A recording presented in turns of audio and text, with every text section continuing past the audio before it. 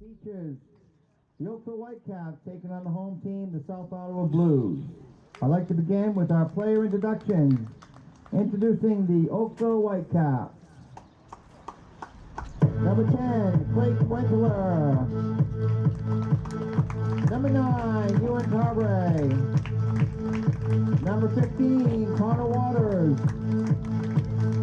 Number 3, Willem O'Reilly. Number 5, Jordan King. Number 6, Thomas Fournier. Number 11, Justin Abbott. Number 25, Ellis Sahare. Number 4, Tyler Monroe. On the bench, number 8, CJ Donley. Number 21, Ethan Benson.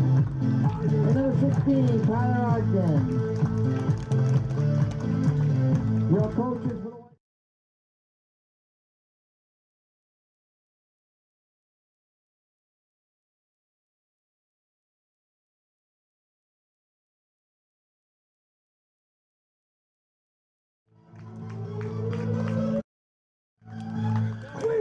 Introducing the home team, the South Ottawa Blues. Number 3, Chris Anglovine. 21, Matthew Crockett. Number 16, Nico Mang. Number 17, Cole Caldwell. Number 50, Drew Crosby. Number 15, Zach Juan. Number 8, Jack Stewart.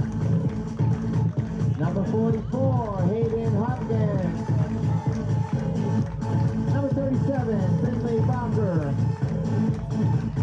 Number 14, Teddy Kalita. Number 4, Carter Dobson. Manager Dave Crockett and Jim Chuan.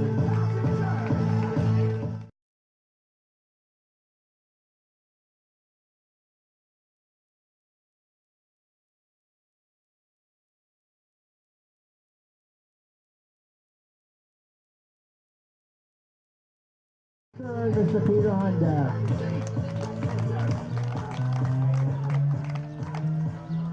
Ladies and gentlemen, please stand if you can. Remove your hats as Connor Waters from the Oakville Whitecaps recites the Little League Pledge, followed by the Volunteer Pledge read by Nick Regato from the Whitecaps. I trust in God, I love my country, and will respect its laws. I play fair and strive to win, but win or lose, I will always do my best.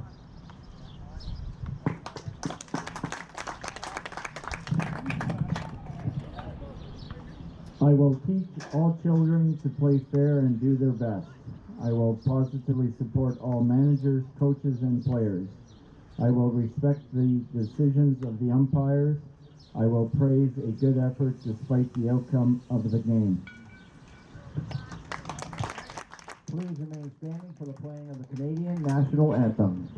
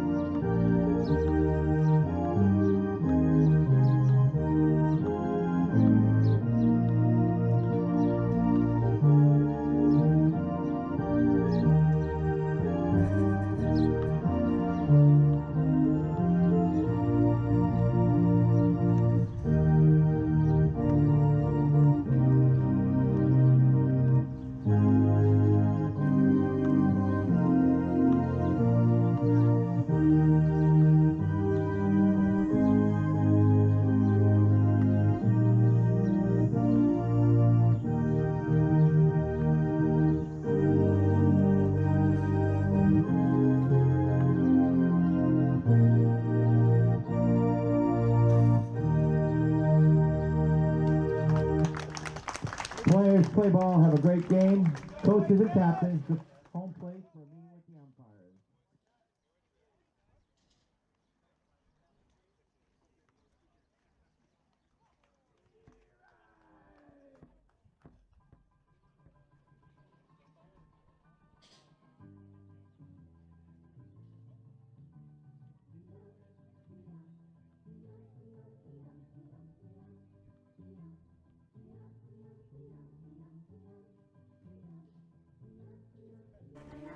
Good evening here in sunny Oakville, Ontario for the 2019 Little League Ontario Junior Provincial Championship hosted by Oakville Little League. My name is Steve Ogden, sitting here with my partner in crime, Mr. Chris Fournier. Good evening, Chris. Good evening, Steve. Another beautiful night. I know we keep commenting on the weather, but this might be the best one yet. This is the best for sure. And just a reminder to our followers out there, you can reach us on Twitter at Steve and Chris 6.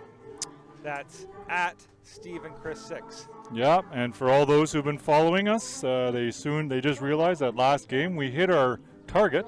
50 followers for you and I donating $50. So 50 for 50 came true last game. And if you go on our Twitter account, you will see the exchange of $50 each to the president of Oakville Little League, Mr. John Sweeney. So we're quite happy to do that for a good cause. And tonight's feature matchup, the South Ottawa Blues, the home team, playing the Oakville Whitecaps. Chris, any early thoughts on the game tonight? Yeah, I think this will be a good one. I know both teams are coming in with aspirations to wanting to be into the top 4. So we got 6 teams from across Ontario vying for the top 4 positions to get into the semifinal game. Both teams are still in play here. Now I want to remind everyone this is game 15.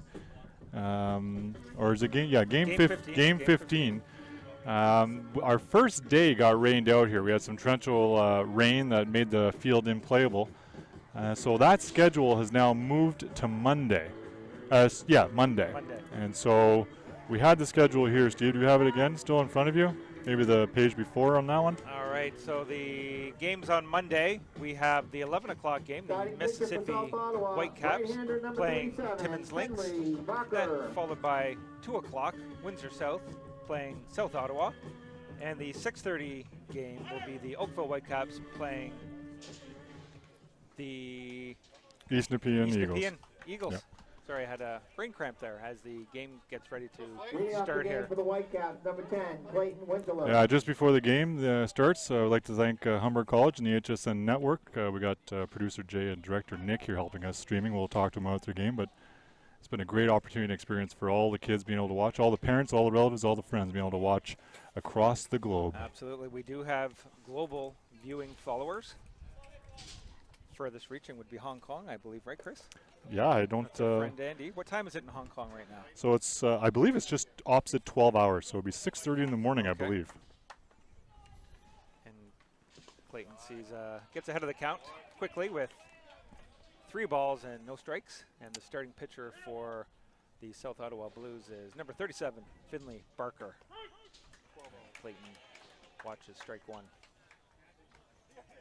Yeah, catching for Finley is 15, Zach. Clayton fouls off to a count of 3 balls and 2 strikes.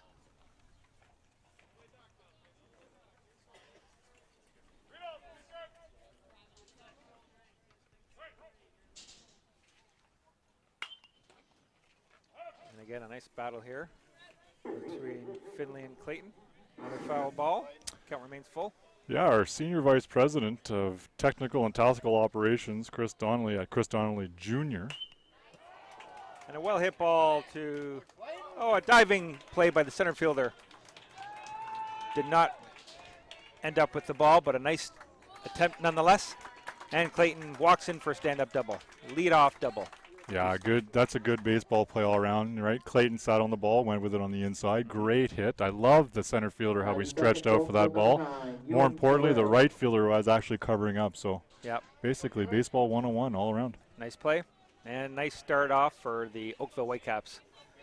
Getting a first at-bat double by Clayton Winsler, son of Scott Winsler. And, of course, mother, Carrie Jean. Not to leave her out, and brother Travis. So I think I've successfully mentioned all the Wintlers within the first 5 minutes of the telecast here. And second up to bat, Ewan.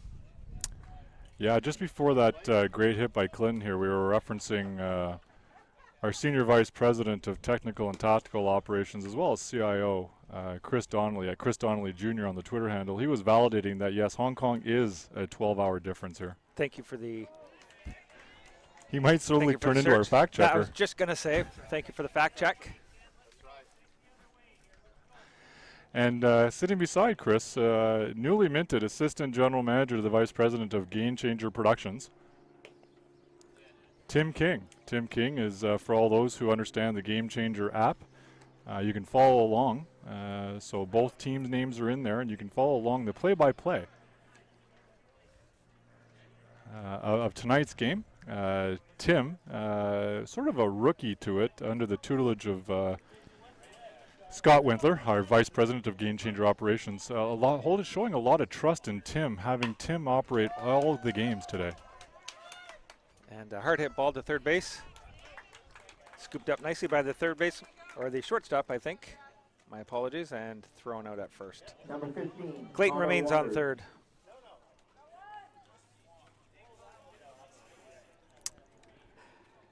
I believe Game Changer does have tournament stats. Yeah, I think it's a separate app though, because there's Game Changer Tournament as well. So that's for many of you, that's producer Jay that you don't get to hear, but it's kind of a question that comes in our ear. So often we listen and often we don't listen. It really is a 50-50 flip of the coin thing. It is a 50-50, and we will give credit where credit's due. If something comes across that's somewhat humorous, we will pass it along. And just to note, we haven't done that yet. And Connor Waters up to bat and takes one to shallow, kind of left center, and successfully scores Clayton on the tag up for the first run of the ball game. So Connor did his job there, Chris. Yeah, good play. Deep enough where Coach Anthony on third made sure that Clayton was tagging right away. As soon as that ball was in the air, Clayton was ready to tag on that play. Now up to bat number 3, Willem O'Reilly. And gets hit by the first pitch.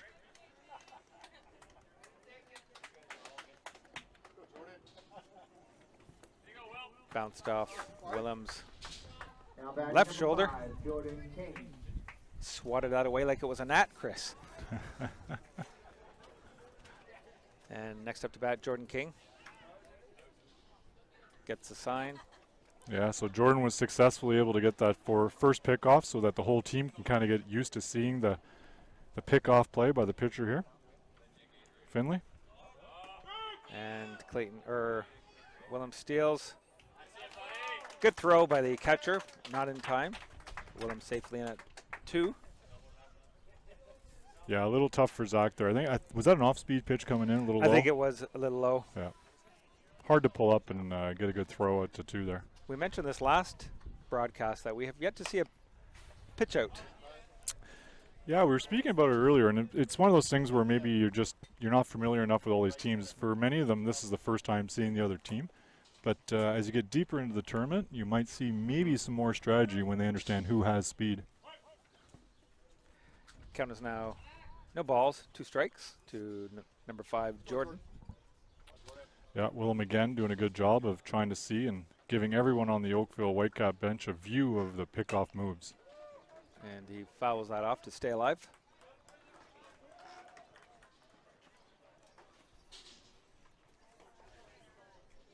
As the fans continue to pour in here at Glen Abbey, here in sunny Oakville, Ontario. We had great attendance yesterday. I'm going over on I think we'll exceed yesterday's count. I think so too. Nice evening for baseball. Sunday night, Sunday fun day, Chris, as they call it. Why wouldn't you want to come out to the ballpark?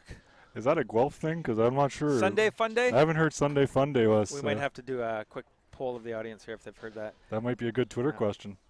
At Steve and Chris 6, because 1 through 5 was taken. And the throw back down. Next pitch is 20, 2-0. So our Senior Vice President of Technical and Tactical Operations, who oversees our Twitter handle account team, we were wondering if Sunday Fun Day is a popular term here in Southern Ontario. And he pushes one over the second baseman. And Willem checks. Stays at third. He thought about coming. Not sure if he was sent or not and decided against it, but the throw is a good one. Everyone safe on the double by Jordan. Thomas Fournier up here. Just a quick shout out that Thomas's grandmother out in Quebec is watching tonight. Okay. So shout out to Grandma, and I'm sure she's wishing Thomas all the luck here in the game today. I'm sure she is, and she can only hope for a base hit single for her grandson as the pitch goes behind Thomas. Oh. Yeah, making a presence here in the broadcast booth, probably taking advantage of some of the shade here is Vice President of Game Changer Production Operations. Again, overseeing Tim King. Thomas swings. 2 balls, 1 strike. Scott's showing a lot of confidence in Tim. Again, Tim is his first year doing this. Not quite Jedi status, but a good grasshopper nonetheless. That's a nice reference, Chris. I'm gonna use that one if you don't mind later on. As long as if it's okay, I'll have you Fun Day Sunday.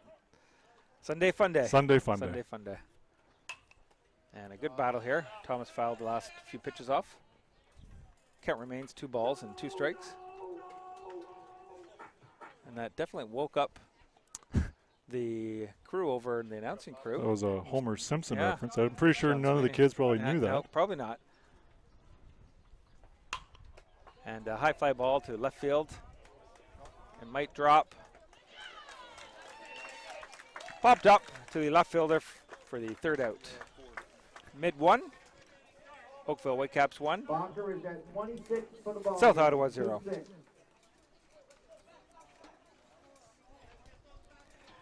As we take another look at the outs in the top of the 1st inning for our friends at Hawk Sport Network.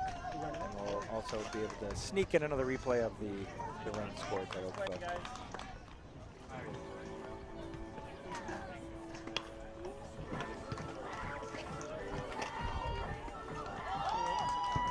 And here comes the run. The throw is not in time as Clayton crosses the plate.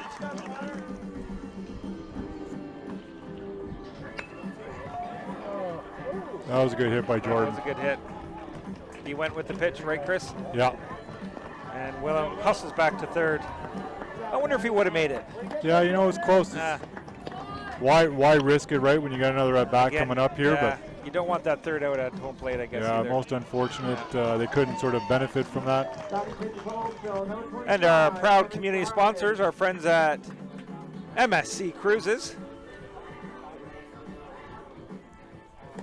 Followed by our friends at Domino's Pizza.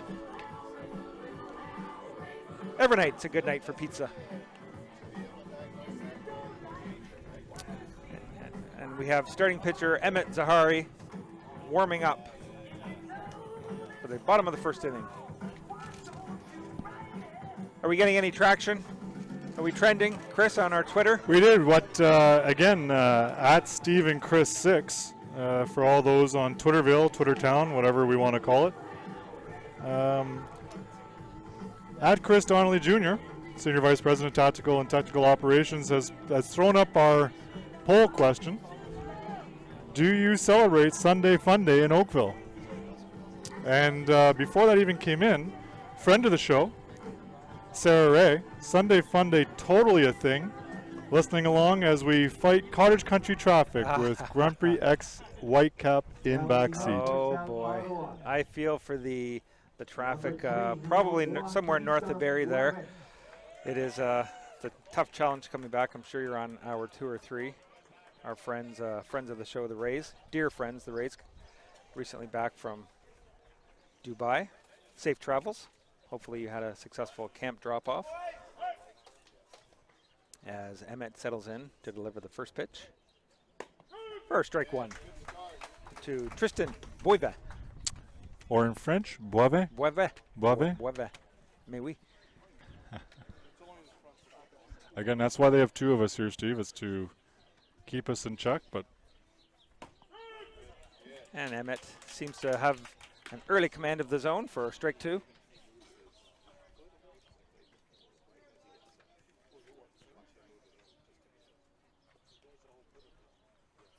Count as 0-2 and just misses outside. Yeah, that's a tough one That's to a let tough go if I was the batter, but made the right call. Worked out in this case. 1 ball, 2 strikes. 1-2 pitch on its way. And a little off speed. Just fell in front of the left fielder, Tyler Monroe, for a base hit. Yeah, that was a tough one. Tyler's got speed, so you know he was coming in pretty hard. I just wanted to say a quick thank you to our friend Layla Waters for giving the broadcast crew homemade cookies. Delicious. As we pass them around, get them under the sun.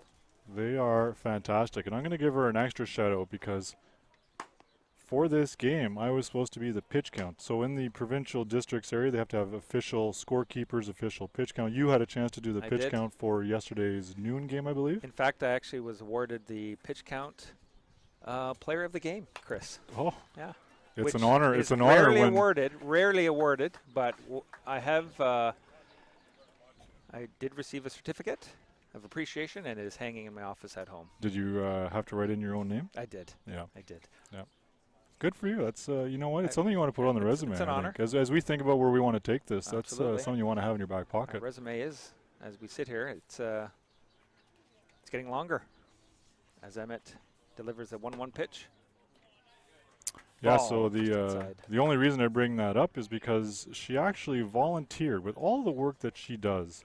She actually volunteered to take my spot doing the pitch count so that I could be here with you. Well, I appreciate the gesture. It's always good to spend the evening with my friend Chris Fournier at StephenChris6.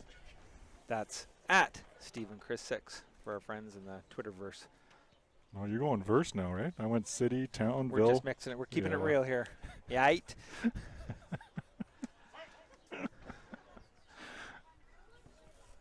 Nice little battle here. Count is 2-2. And a hard hit ball. And Tyler overthrows the second baseman. Runners are safe on the corners. Yeah, so it's unfortunate. It's similar sort of positioning of the ball, right? So kind of low at Tyler's feet. This one here, knowing that if he were to catch it, the runner wasn't sort of going. But just maybe some excitement, maybe some nerves. I just think so. overthrew it at 2. He's got a great arm. He has a good arm, good speed. Now Clayton calls the infield play. Next up to bat, number 16, Nico Bangs. That's Nico Bangs, ladies and gentlemen. Great name. Great baseball name.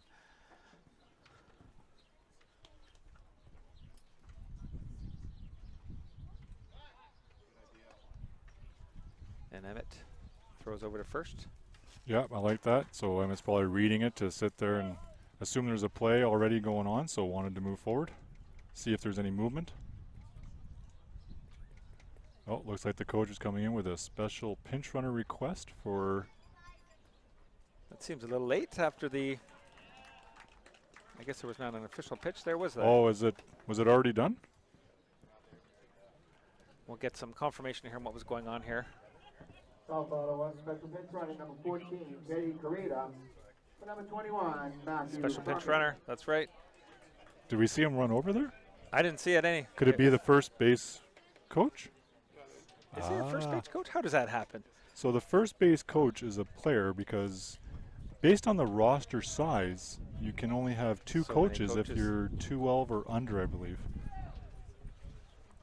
They did the quick change on us, and we almost didn't see that, Chris, based on our sight lines here. We have no line of sight into the people on first. Luckily, we have producer Jay giving us the heads up. Yep. That was a fantastic heads up.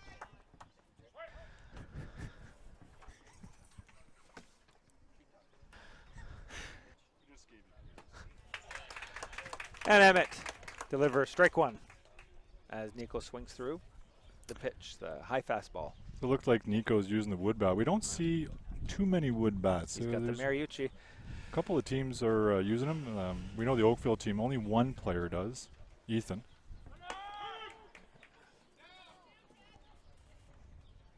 And the Shortstop cut off the throw from catcher Clayton.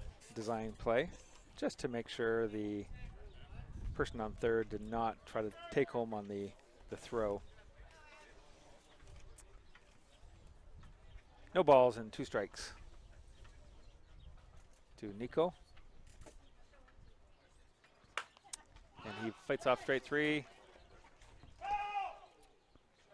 Nice try. It looks like the umpire probably called foul. Yeah, Maybe it hit the interesting. screen just before it must came have. down. I hope so, because that was an early call. If not, Yeah, he was all over it. He was right on it. Our vantage point, we don't get to see it because we're looking through a screen to a screen. And for those who don't know where we're sitting, you are looking from the backstop. We're just to the right of that, and we're looking straight down third base line. So we have a perfect vantage point at the third base line. Should the umpire make a mistake, we will see it. We will see it, and we will make note of it and remind him later. But we know. I think, is it James St. Louis down to third? No, it looks like Peter.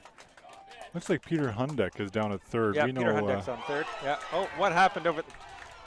We're so busy on the. We'll be getting a replay. What is going on with the? Seems to be perhaps a miscommunication. And their coach Anthony Mercado has. Yeah, this we're it could going be to the replay is it the here, drop ladies and 3 that is perceived not to be dropped that had the throw down to 1 that created the sort of miscues or take a quick look here. Their friends at Hawk Sport Network. Let's see if we can't get the glare here. So yeah. So they're questioning whether he caught it or not. Then that was the overthrow. So that's where the excitement sort of created there. So now no one's covering home. See, pitcher walked away, catcher isn't back. So the wheels comes in. Came off on that play there. But what is he challenging? If he actually caught it, then why would he? There wouldn't be a run down. There would be no need to throw it down, so right? Why did he throw it down? So it'll be interesting to see what comes here. Maybe in our post-game interview we can snag Clayton and ask what he was thinking. Yeah, so it doesn't look like much came out of that. No, at any rate, 2 runs come across the plate for South Ottawa on the Oakville miscue. It happens. Mistakes do happen. These kids, we sometimes forget they are 13, 14 years old. Yeah, and Oakville just needs to calm down here, realizing that when they get back, their strength here is on the bats. Defense comes with more confidence. What they need to do now is just get one up on the board. I think we talked about that for a couple other teams in the previous games. They just need to get one up on the board and work from there. Focus on the 1.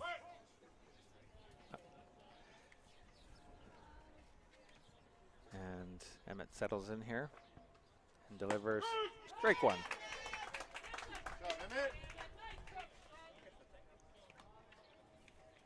Yeah. And as no outs, bottom of the first, runner on second. Count is 0-1.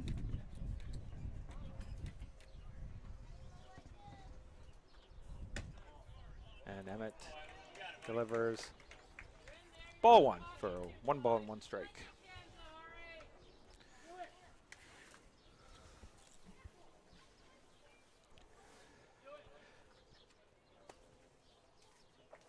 To number 17, Cole Caldwell.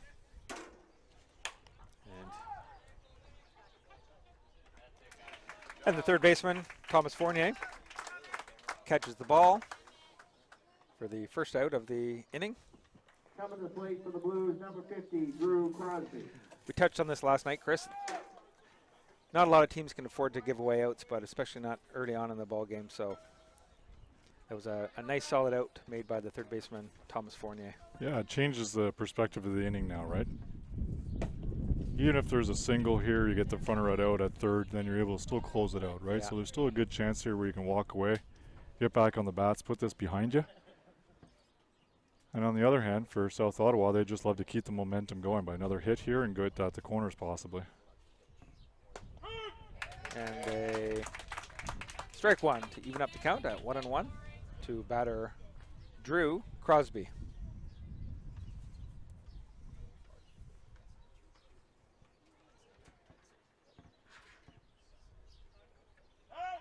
Time is called at the plate. Making sure I think we're on the same page from the signals. Yeah, to your point, right? Same page on the signals or the type of calls or type of ball that Clayton's sort of calling for. Or maybe it's just talking about, I'll give you a signal looking at 2, right? So with the runner at 2, they want to make sure they know what the key is for the signal for the pitch.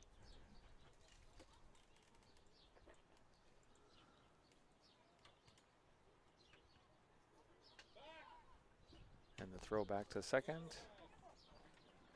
Yeah, the boys got to be careful there. He looked like Jordan, and reaching for the ball, the sun, like it was right in the sun.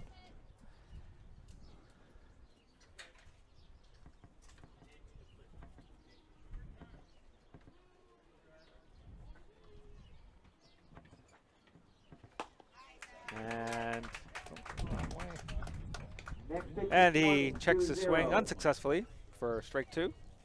1 ball, 2 strikes to Drew Crosby.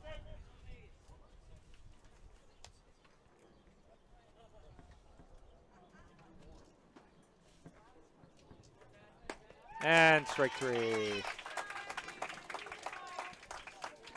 As Drew goes down swinging. Number 15, Zach Duan. Next up, number 15, Zach Sluin.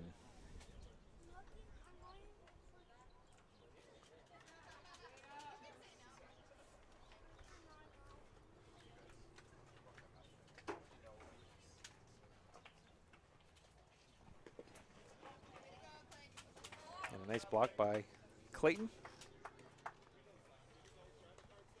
Pitch a little in the dirt for 1 ball.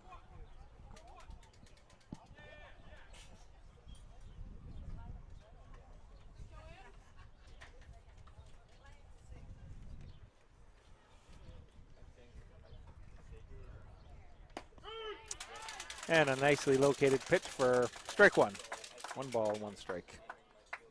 Yeah, I mean, it looks like he's he has his groove, right? A little bit of a, with all the throwing away balls and that stuff. I know Emmett thinks and takes it a little bit to heart, but when he's in his groove, he's a great pitcher. I'm a fan of all these kids on the team. I've always been an especially big fan of Emmett on the mound. I love his competitiveness. I used to reference now, it's not because of lefty, but when we used to coach him, we used to always think he was like a Greg Maddox, sort of like paints the mound, like able to paint the sort of strike zone. It was a great attribute, especially when he was younger, and working here as we speak, right? Another one on the inside, lower corner, hard nice ball spot to hit. 1 ball and 2 strikes. Of course, I bring Greg Maddox up because I was a big Atlanta Braves fan. Oh, were you? Was that your team? When they were doing well. Yeah, well. Of course, they're doing well now again. And he reaches for the off speed and comebacker to Emmett. Throw to first in time to record the 3rd out. Oh, bottom of 1. South Ottawa 2, Oakville 1. We're going to now just give a shout out to our sponsors, our friends at Arc Health Management at www.archealth.ca, as well as our friends at Carruthers Printing for all your printing needs. And we have our friends of the McCash family, baseball fans extraordinaire, as well as our friends at Rodair, the art of reliability. 3PL specialists. 3PL, I'm writing that down. So 3PL specialists. Yeah, at our specialists. Newly created Twitter account at Steve and Chris 6. We finally guilted in the McCash family to create their or re-energize their Twitter account, or maybe get back onto it. I think he created it on the spot. He created it on the spot. And do we get what that is? Does he want us to shout that out? Yeah, you know what? If you go to our handle, go to Twitter, and we give him a good shout out there and thank him again for his support. Because I think it was the only one that I might not have had a Twitter handle. Although Carruthers Printing, I put it in and it didn't seem to pop up. So I went to the website, tried to, I saw all of the things they do, an incredible amount of things they do relative to print and media, but I don't know if I saw a Twitter account. So if someone in Twitterverse, Twitterville, Twittertown, help us out. All of the above? We need the friends of the show to help us out on that.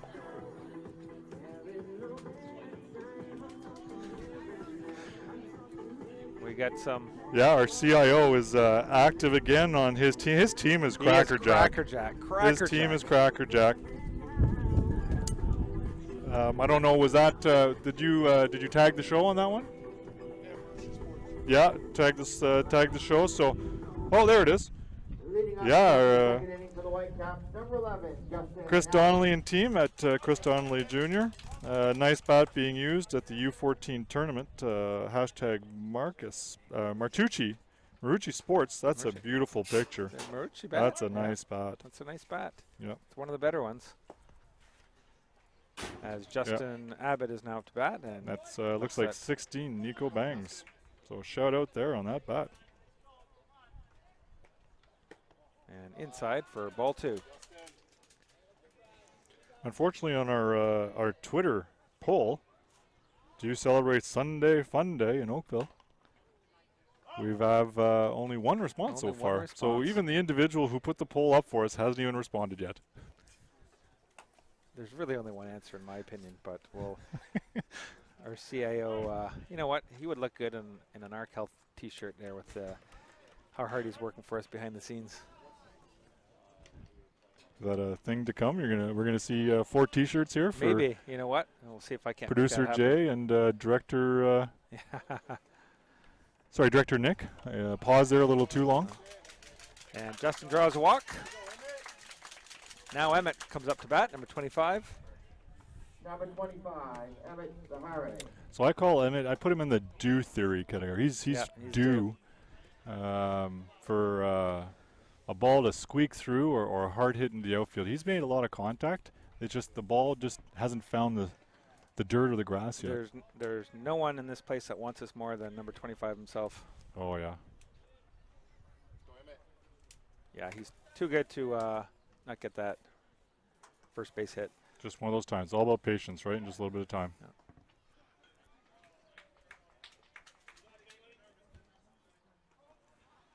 The throw over to first, not in time, checking the runner.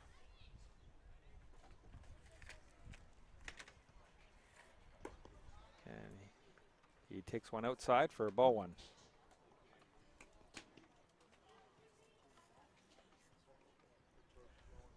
As the sun is starting to set here.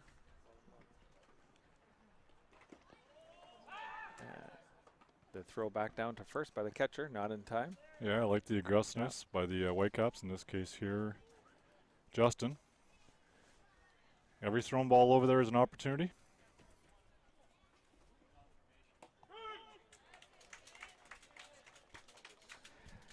Next pitch is 35. We did get confirmation that Game Changer does track stats in form of a box score. Yeah. So you know what? I might have misunderstood when producer Jay was commenting on the stats. You're absolutely right, Jay. The Game Changer actually produces a box score play-by-play stat that's free for anyone who just signs in and sort of follows the game.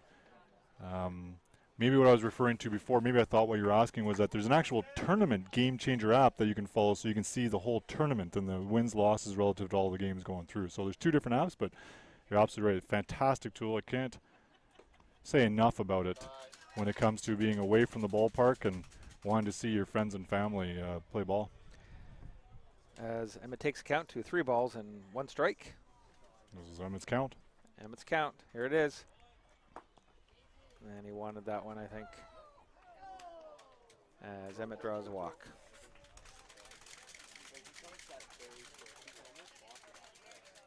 Next up to bat, number 4, Tyler Monroe. Number 4, Tyler Monroe. Bit of a conference on the mound here. So Steve, earlier we found out during the previous game that the Oakville, the U12s, were out in Richmond this weekend playing in a tournament, and they came out victorious, winning 7-3 in the final game against, I believe, your hometown. Against probably the Guelph Royals, I think, unless I'm mistaken. But yes, good for our boys, our 12Us. That's a great win. Any win's a good win, but especially a tournament win makes it extra special. So congrats to our head coach, Derek O'Reilly of the 12U Oakville Whitecaps. Yeah, proud father of Willem, who's on the Oakville 14U team here. That 12 team they're all prospects for next year, so that's the opportunity for them next year if they are able to stay within the district and the Oakville program. Would be trying potentially out for next year's 14 team. We have now a substitution in that pitching, replacing Finley Barker. Number 8, Jack Stewart. Finley Barker leads the game with 36 pitches. So 36, Steve, so he seems to have hit that threshold. He can pitch Tuesday, but That's he can't right. pitch tomorrow. That's right. So any pitcher that pitches 20 or less can pitch the next day, but between 20 and 35, they need one night's rest. So they can't pitch Monday, they'll be able to pitch Tuesday. Now you're going to ask the question, Steve, so I'll interrupt you in advance. But Chris, he pitched 36. And that's because if you start below 35 before that batter, all the pitches to that particular batter are then counted still within that threshold. That was my follow-up, Chris, so thank you for beating me to it. Nicely done on the explanation, as always.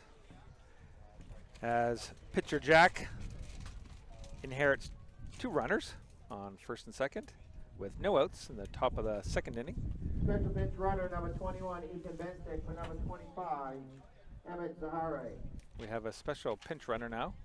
Ethan Benčić in for Emmett Zahari. Yeah, I like that call. Not because Ethan is necessarily faster than Emmett. I just like to call that Emmett's the pitcher. And you don't want to risk anything to him potentially on the base paths. And Tyler shows bunt and pulls back. And there is a throw down to second base. So interesting play there, right? If you look at it unfold, third base is charging in, right? Then the catcher threw down to 2 trying to catch him asleep, but the shortstop wasn't covering He third. could have easily won that foot race. As Tyler tries to check his swing, but doesn't for strike 1. For 1 ball and 1 strike. Yeah, Tyler fits in another due theory for me here. He's due for a great hit. And he watches strike 2 on the corner. So now he needs just to protect. Now it's all about contact and moving the runners over. No one out. His job is to move the runners over. And ball is low in the dirt. Nicely blocked by number 15, Zach Shiwa. I think it's, is it Slua? I think it's I thought it SL. was an L, but the back of his shirt is SH. So I figured he would know how to spell it. And strike 3 is called on Tyler. Yeah, foul tip on that Foul one there, tip. unfortunately. Yep. Keep an eye on, let's keep an eye on Tyler because it's, Number 10, as I mentioned, it's due. He's going to come. Yeah. As the lineup turns over, number 10, Clayton Wintler, back up to the plate with 1 out. Runners on first and second.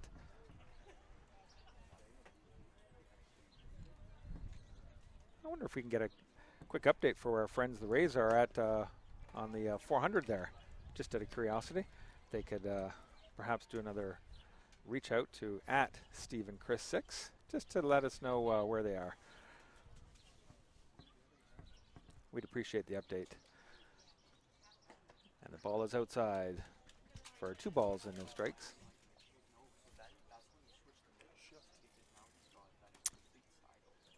Oh, look at this. Are we seeing a shift here? Yeah, we're seeing a shift. Looks like they got a book on Clayton here as the pull hitter. We haven't seen that yet. We talked about strategy before relative to pitch outs and positioning, and the infield literally has done a full shift over where the shortstop, I'm assuming the shortstop's at second base. Second base is playing the hole. First is actually charging in. First is playing short. As Clayton takes that pitch all the way for 3 balls and 1 strike. Meanwhile, center field is definitely shaded over to right center. So it'll be interesting if they throw a ball on the outside here. Yeah, And Clayton agrees with that one. Nice spot for 3 balls and 2 strikes. Count is now full. So with this type of shift, you're anticipating the pitcher is going to throw you inside to make you pull that way.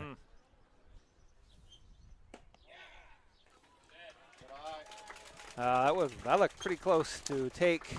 I didn't have a great vantage point, but Number 9, regardless, Joey Cabrera. ball 4. Clayton draws a walk. Bases are loaded with 1 out. Top of the second inning. With the number 2 hitter, number 9, Ewan Carberry. Yeah, Ewan's having a really good tournament so far. A lot of good contact. He's had some great hits that have been out to close to the fence. This year, his job is just to get the RBIs. So I know you go in there with the desire to want to clear the bases, but you really want to just get that ball to touch the grass on the outfield. Needs to touch some green, as I say. Yeah, touch some green. Touch some green. Outside for ball 1. 1 ball, 1 strike to Ewan. I like Jack's pitching from what we've seen this first time we've seen him.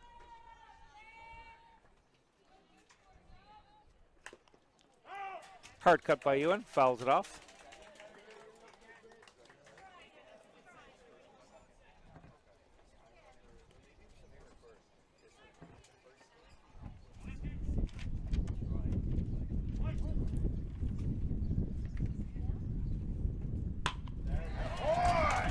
And a hard hit ball to the gap. Left center field. 2 are definitely going to score, and they hold Clayton at third for a well hit ball by Ewan. Yeah, Ewan's continuing his strong presence at the plate. Another great ball. Similar place. He hasn't only hit it to left center. He has put it over center and a little right center as well, but did the job. Moved the Did the job. Moved the ponds. Well done. What was the term you used yesterday? Yep, ducks. He cleared. There's 3 ducks on the pond. 3 ducks in the pond. Yeah. Yep. With the stand-up double. Well done by Ewan. Oakville Whitecaps now take the lead. Score is 3-2.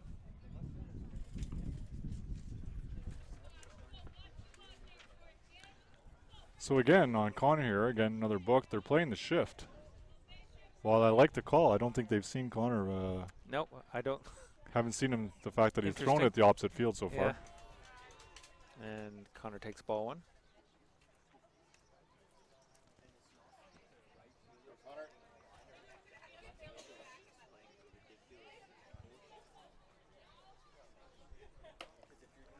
And high for ball 2.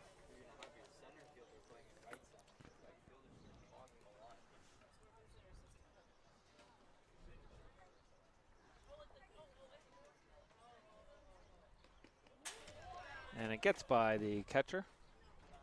Clayton remains on third. So Steve, what do you think? Do you have the green light from Coach Anthony at third? I don't think so. I think he's taking all the way, personally. Yeah, I'm going to be with you. I think he needs to come in with 3, so. Yeah, I think the situation allowed him to say, you know what, take this pitch. Yeah. Now this is the one where you keep a focus on one spot, your spot, knowing that you got the 4-hitter coming behind you too. That's right. And the ball is low and outside. Bases are loaded. 1 out. Willem O'Reilly now up to bat. Number 3, Willem O'Reilly. As there seems to have some life in the Oakville Whitecap dugout now. Yeah, looks like the infield's playing in now, and the outfield's doing a bit of a, looks like a straightaway, but a little bit of a tail on the center field, hugging towards the left side now. But it looks like right fielder is more straightaway, and I don't know. Do you think left fielder? I think that's more straightaway. Yeah, I think so. Versus any pull down the line. Willem has also had a hot bat this tournament.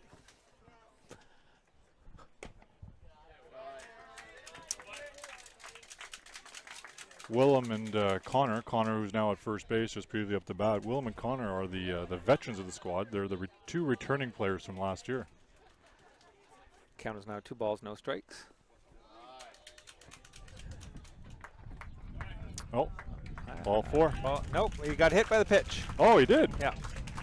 Which I actually thought it bounced and hit him, but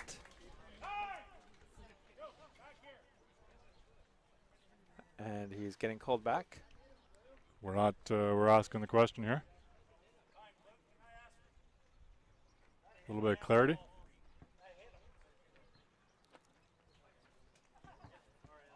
Okay, See, so there's just he's a at- clarity. The home umpire thought it was ball Yeah. 3, but the question is going to be had now whether it actually hit the player or not.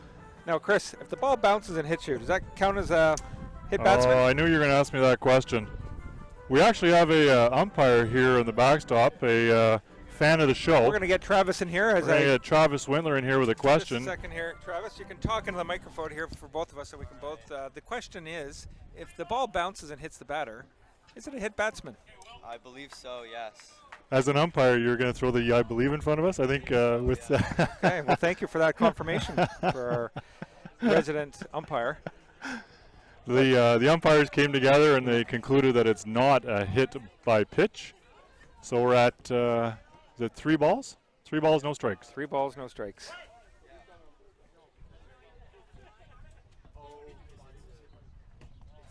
And Alright. now he's ball 4.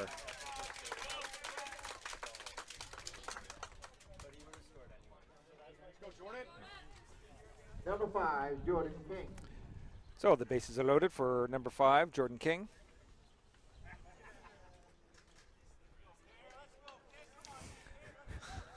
As our producer Jay is calling a grand slam. He's having some fun here today, ladies and gentlemen. If you can't have fun, what are you doing, right, Chris? Yeah, the baseball gods are sort of pointing at you right now, producer Jay. Never call it. Never call it. I think he was referencing his favorite movie, The Natural. It's like me in pool. I never call the pocket, and I always get him in.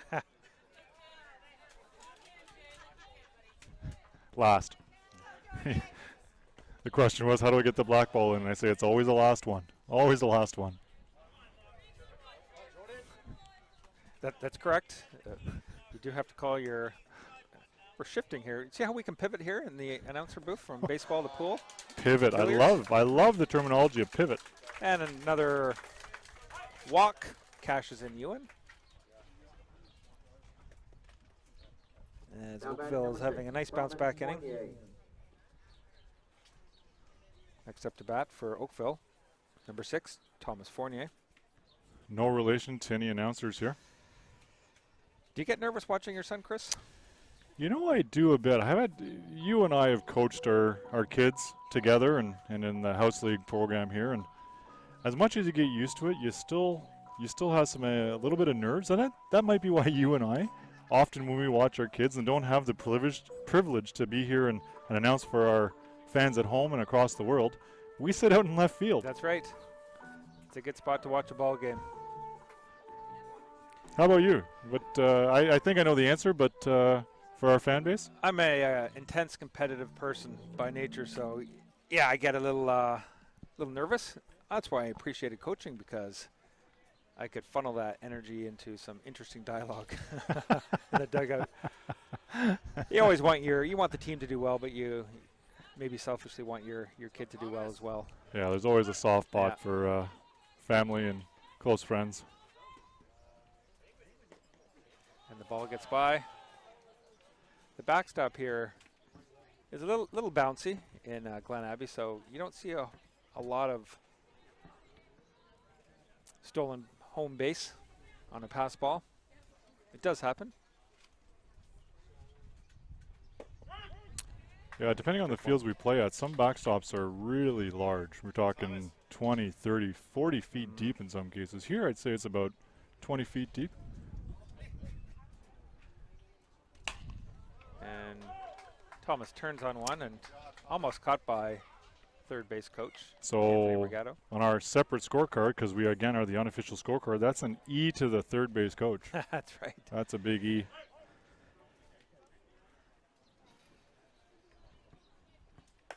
And the off-speed misses for 2 balls and 2 strikes to Thomas. Stands continue to fill up. And Thomas hits a hard shot to shortstop. And the play at home, not in time. Nice aggressive slide by number 15. Yeah, the strategy there by the South Ottawa Blues to play in and cut the run worked. Now batting for Oakville, number 11, Justin Abbott. Number 11, Justin Abbott, now up to bat with 2 outs in the top of the second inning. Oakville Whitecaps 5, South Ottawa Blues 2.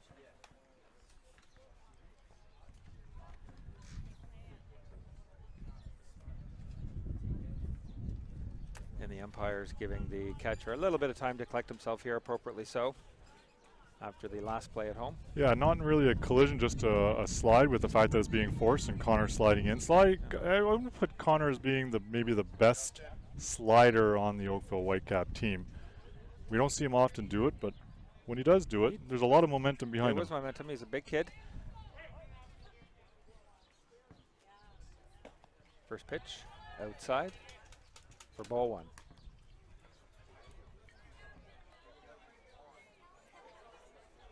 Next pitch is 35. Next pitch is 35.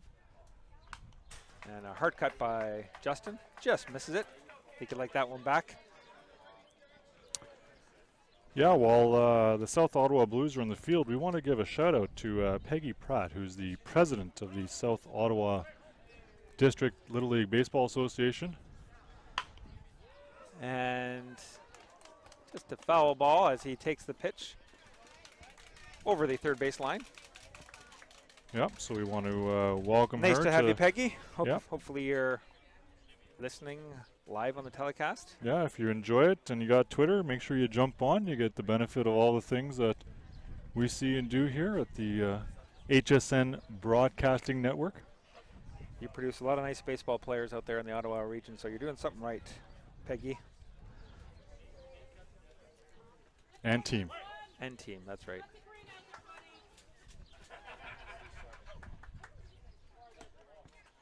Inside for ball 2. Evens up the count at 2-2.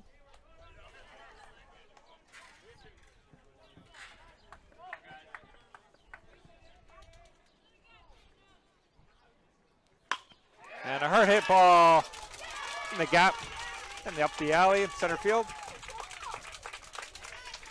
Thrown in nicely by the center fielder to score a run. Well hit ball by Justin. You wanted that one. Yeah, that was a nice hit. Again, kind of inside and low. I think that's sort of his sweet spot. Number 25, Emmett Sahare. Next up, number 25. And it's interesting with the book that they've shown on other players, they didn't pull a shift on He would be one guy who would Justin. do it too. Yeah. As Justin takes off.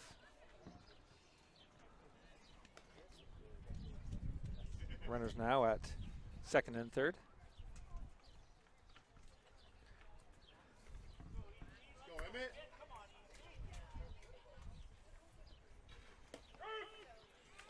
And Emmett takes strike 1. We talked about Emmett's last at bat, again, contact, but not how he would want it, and we put him in the do theory, so. I believe he walked last at bat, Chris. Maybe I was thinking about a foul ball. There we go. There's your foul ball. I was probably thinking about the foul ball. You're right, because they put the special pinch runner in for him, right? That's right. You're right. I had to do it because, Hey. you know, you're human. I think that this might be your first mistake. No, that's why there's 2 of us here. They would never just trust you and True. or I. They're smarter than that, that's for sure. And the pitch is outside.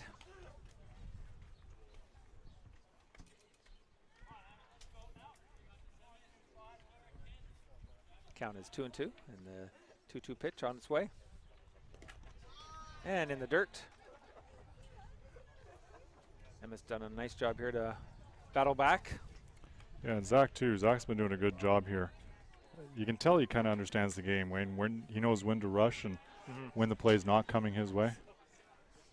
Some great throws down the bases, both on pickoffs as well as steals attempts. 3-2 pitch on its way. And high. Emmett gets on for the second time tonight.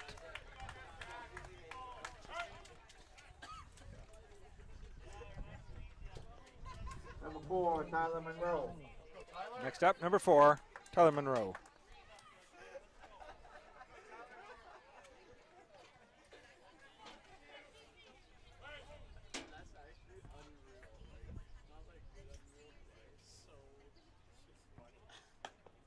And ball one.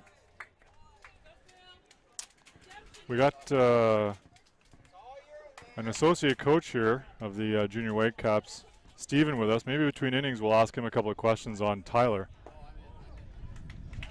Knowing that Big cut. with Tyler got great power, shown great power at the bat here, and struggling a little bit. So we'll ask him what his thoughts are on Tyler Monroe and getting back into that groove.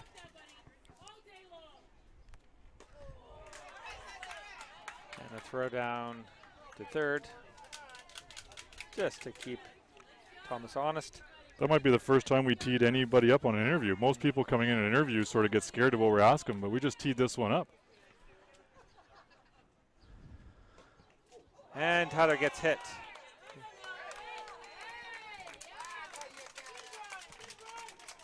All right. Tyler takes his base.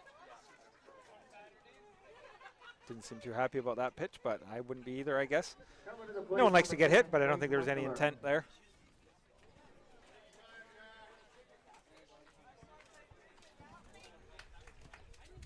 Next up to bat, number 10, Clayton Winteler. Yeah, we hear the bench coach there, Nick Regato, reminding all the runners that on contact they're going with two outs. Right, with 2 outs. It's a prudent play. Seems to be we have some issues here to our right, trying to negotiate the green box and to put a pitching machine in. Where would they be putting this, taking this pitching machine? Well, I think Oakville Little League, when there's practices close by at other parks, who might not have access to the pitching machine, they come here and they borrow this one here. Sorry, that's just a question to my co-host here.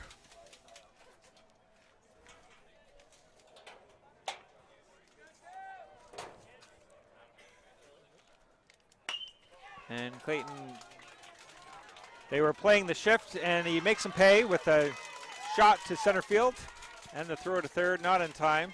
Cashes in Emmett.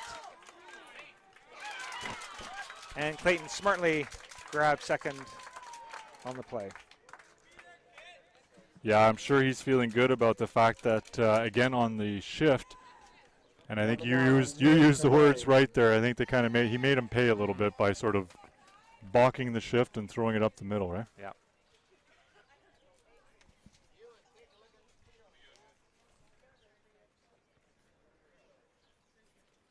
Pull something hard and go. Number 2 hitter. Number 9, Ewan Carberry now up. Clayton on second, Tyler on third. And the throw over to third. Nice job by the third baseman to scoop that. That for sure would have been another run. Yep, South Ottawa reading where the previous hit was from Ewan. A nice hard hit ball left center, so center fielder sort of shifting towards left, and the right fielder, I'm not going to say straight away, a little bit more to the right.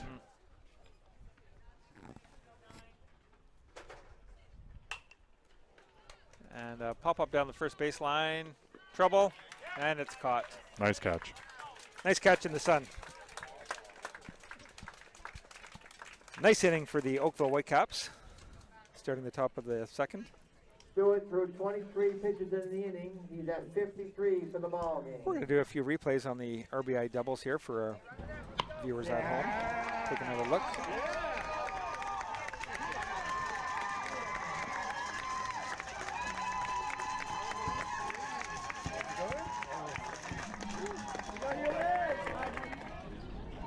As we see the replays of the doubles. That's Justin's hit up the middle, yeah. Some hard hit balls here by the Oakville Whitecaps.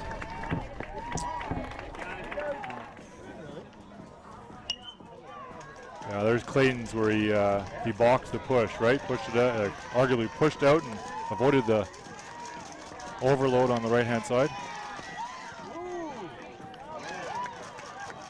It's so important when you do that sort of overload that the pitcher pitches him on the inside so that he doesn't give him a chance to push it out. And our friends at MSC Cruises, followed by our friends at Domino's Pizza. Again, wouldn't be here without their support. So we'll get Coach Steven. We'll get Coach Steven to come over here. Steve, I'll let you follow up on it, but we've seen. We're going to share the mic here because we don't have an extra one. So we've seen Tyler M. We know his power. We've seen his strength. We've seen him hit the ball quite well, but we've seen as of recently some challenges. He's struggling a little bit. What is your thought and approach to get him out of that funk and back into a groove?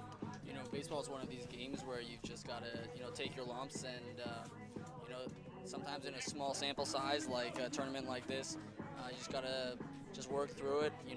Sometimes you just got to take your offers and just, keep with the process and just, hope that one of these games it's gonna right itself. So That's right. Just stick it out and just keep doing the right things. So it's easy to get down on yourself, but he's a guy that's got lots of talent, and talent shows up at some point. But baseball's just one of those games. Thank you, Stephen, for that.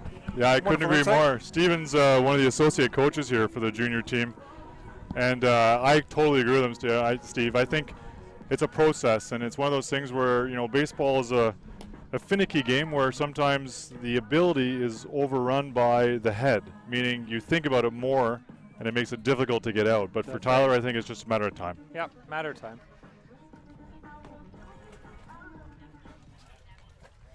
Strong throw by Clayton down there for those who saw it.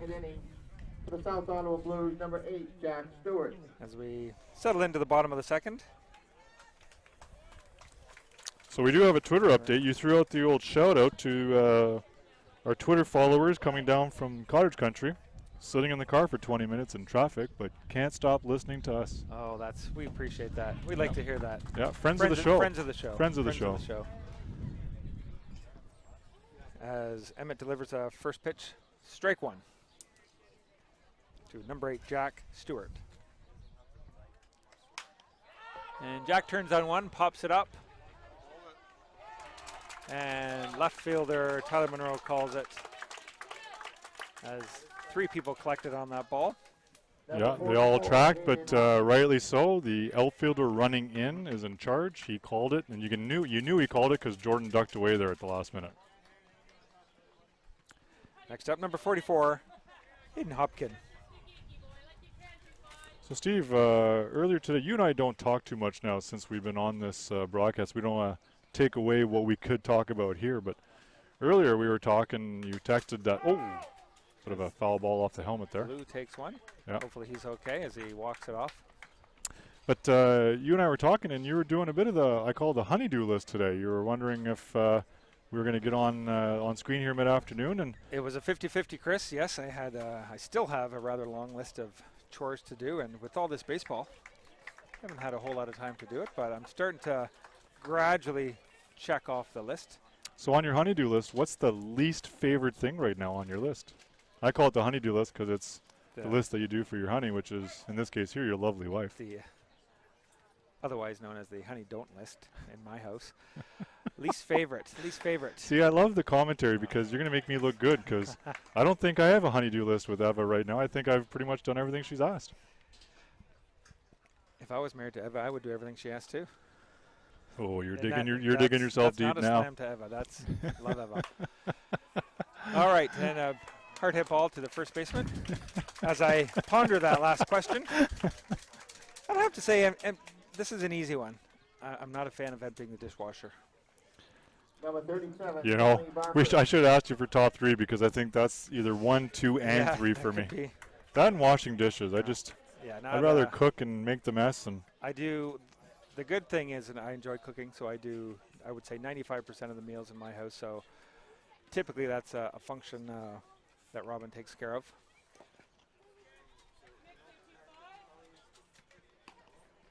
That's why we've lasted 17 years so far, Chris. Maybe if I keep talking, I won't make 18 now. And definitely if I keep hanging out with our chief information officer, I won't make 19.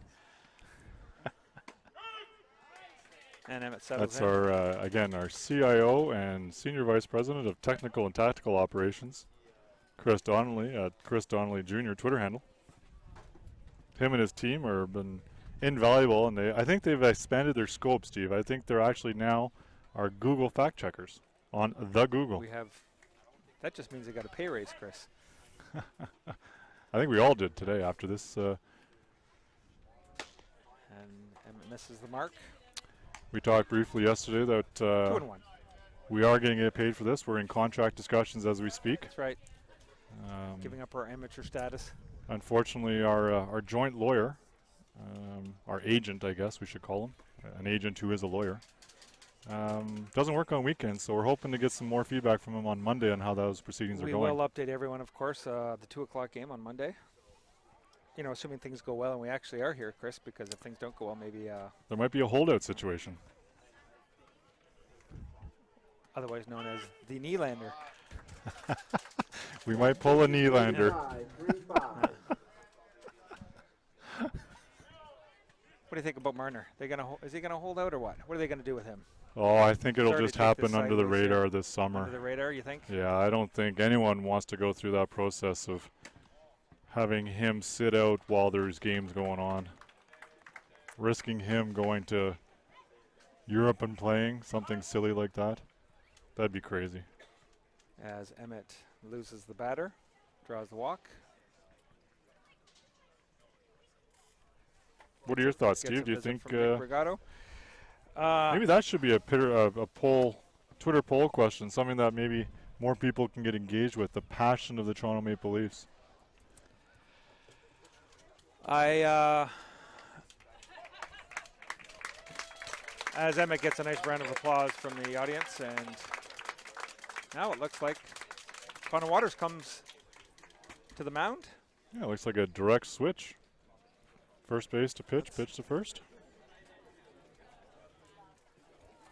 As the Oakville Whitecaps are up 10 runs to 2 in the bottom of the second inning.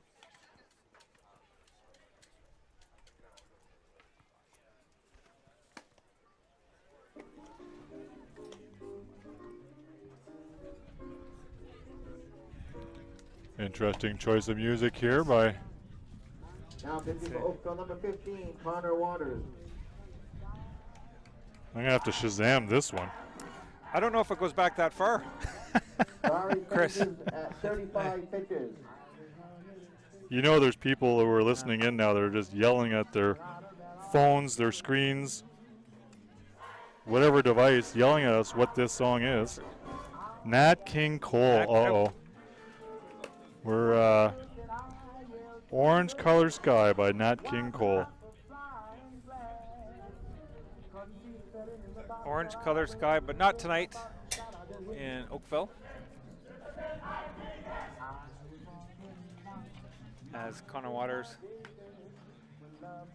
continues to warm up. And looks to be a special pinch runner.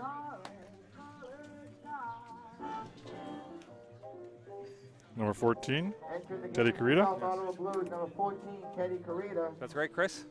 For number 37, You can't put anything by us, right? No, I think the thing is that a lot of things get by us, it's just no one can tell. Now at bat, président bâton numéro 3, Tristan Boivin. A lot of Oakville alumni here. I'm looking around the park and seeing a number of ex-players and coaches and house league coaches. Great turnout here Sunday night. Sunday fun day. Why not be at the ballpark at Glen Abbey here in Oakville, Ontario? And the first pitch, a little high to Tristan Boivin.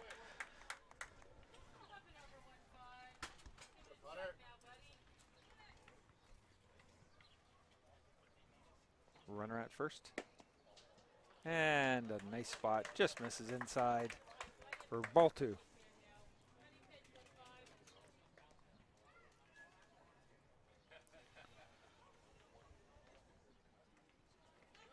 And they checking the runner at first. Not in time.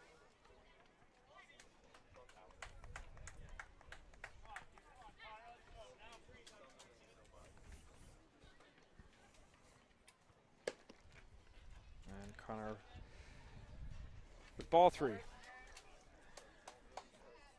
little excited here, I think. Needs to just settle down just a little bit, not over pitch. Yep. And there it is. And we've known from games previous, Connor's a quick pitcher. Does not waste a lot of time. Does not waste time.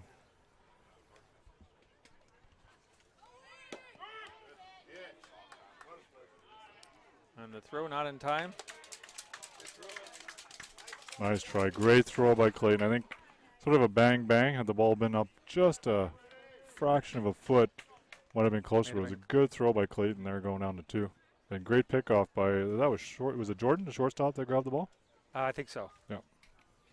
Left-handed batter, I believe it was, yeah. As they do a little quick repair job on second base. The bases are on magnets, so sometimes dirt gets underneath.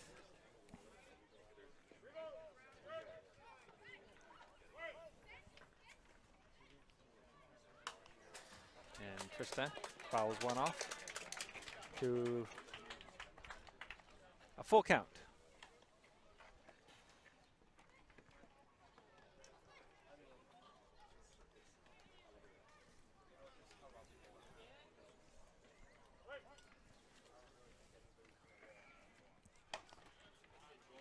And Tristan wins this battle. Draws a walk. Runners on first and second. Number 21, Matthew Crockett.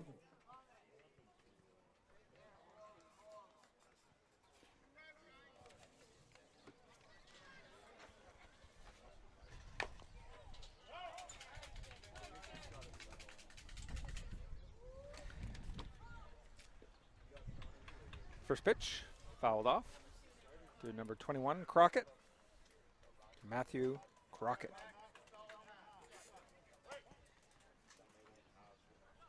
Wonder if Matthew has a friend, Tubbs. Crockett and Tubbs. Remember that? Yeah, Blast from the there's, past. again, we just dated ourselves with the Miami Vice. Yeah. Wouldn't that be? We have to ask him after the ball game. That would be something. Sure, if we talk to their parents, that's not going to be the first time they heard that one.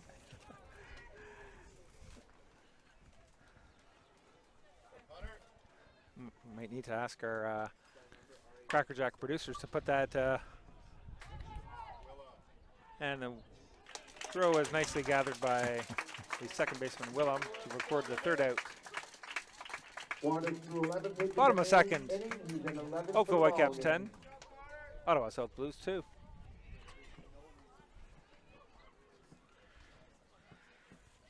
Chris, anything new in the world of Twitter? No, I think a lot of our fans are here at the park tonight with the numbers that we're seeing. That doesn't mean I don't know how to refresh this properly. Taking a quick look. While Chris checks Twitter, I will take this opportunity to do a quick shout out to our friends at Ancaster Little League, who are hosting the Little League Canadians under 12 starting Tuesday, August 1st and running through August 10th. All games will be streamed live on cbcsports.ca. 7 teams, including the host Ancaster, BC, Alberta, Saskatchewan, Ontario, Quebec, and the Atlantic. Should be a great tournament. Ancaster does a nice job hosting. So we look forward to that upcoming Canadians in Ancaster, Ontario. Yeah, we're going to have to bring up in our production meeting after, I think, our poll questions. Again, only 2 votes on the poll question. Again, do you celebrate Sunday Fun Day in Oakville? 2 yeses. That's yeses. all we got, That's 2 all yeses. need. That's 100%. We're 100%. And as we're visited quickly, in-game, wait a second, in-game quickly interview with Coach Anthony Regato. How you liking the game so far, Anthony? It's been fantastic so far. Swinging the bats well. Little rough in the first inning, but it's a solid second inning for the boys. Very good. We appreciate you dropping by for our inaugural in-game interview. Coach Anthony, just to let you know that unofficial scorecard shows you with an E3 at the third base on that ground ball foul ball, by the way. I know. I have my hands are a little bricky today. So. Well, you know, depending on who you talk to, they're not bricky just some days. We'll give you a free pass on that, Coach. Give me one more shot. We'll give him another chance. Okay. We appreciate the time. We always have time for our fans here and coaches in Oakville, Ontario. Local time, 7:40. For all our international viewers. Stewart leads the game with 53 pitches, 5-3. And we have a pitching change now for the South Ottawa Blues. Now into pitch will be number 44, Hayden Hopkin. Leading up top of the third for Oakville, number 15, Connor Waters. Now up to bat, number 15, Connor Waters.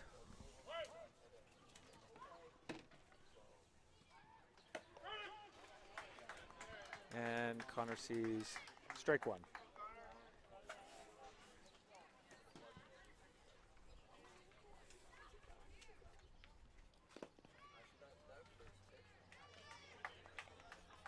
And ball one as Connor settles himself.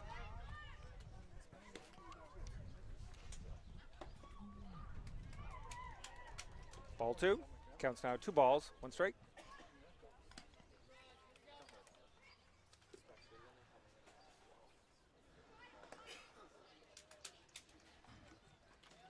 Connor watches ball 3 with a look of disgust on his face. Actually, he's dying to hit this baseball. You say look at disgust. I think from the picture that might be his normal look. We should comment. Again, not to disrespect the Waters family. They're friends of the show. We should comment. We had some fun yesterday that at the beginning of the game, Connor showed up in the first inning at bat with pants that looked like he was actually going through the 6th inning. Yeah. And today, the Connor wanted to make sure that a picture was taken before he came to the ballpark. So we retweeted that where he was clean. So we had a little bit of fun with him. He's got a great. The family's got a great sense of humor. They got a good attitude. Die-hard baseball fans. I think that one hit him. So Willem was a bit of a controversy on the previous at bat whether he got hit or not. And the only thing now, Chris, I think we're missing. We've done the in-game coaches interview. We've done some spectator interviews. We need to somehow get a player interview. Ooh. I don't know if we're going to get that given the proximity to the bench, and we might get our hand slapped by. Yeah, I don't know if we're allowed. This is a provincial event. Maybe our proximity is we can get maybe a U12 Whitecap, a recent winner of a tournament. Yeah. We can do a certain little Riley player. Maybe? Yeah. I don't think we're going to be that successful because he's a bit of a shy guy. He's shy, and he knows that we're trending right now, so I don't blame him. You know, with 50 followers, assuming that maybe 2% of them are actually streaming us right now.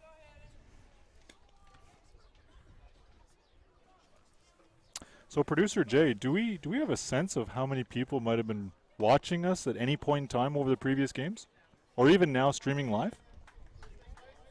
Oh, he's going to check into that for us.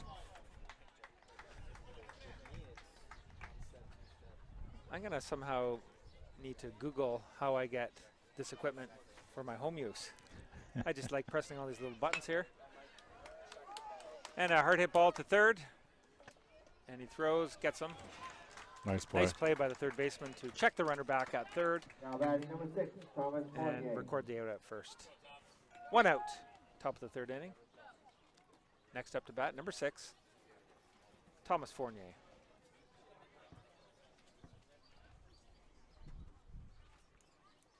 Runners at 2nd and 3rd.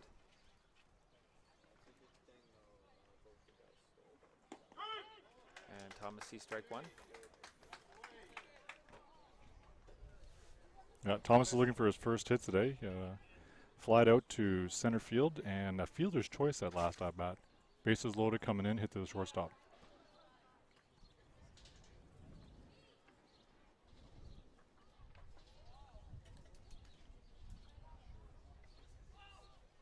Pitcher Hayden stepped off the mound and now is ready to deliver. And a hard hit ball up the left field outlet. Oh, a nicely caught by the center fielder. On a strong throw. But he cashes in. Connor from third, and the well-struck ball. Fielded nicely, I might add, by the center fielder number 17, Cole Caldwell.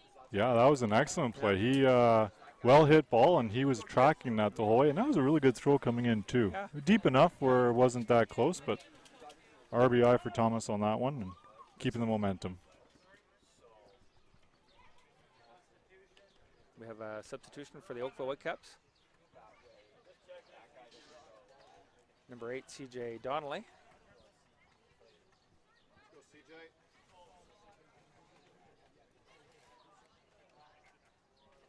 Will be in for, looks like, Justin Abbott. Yeah. Yeah.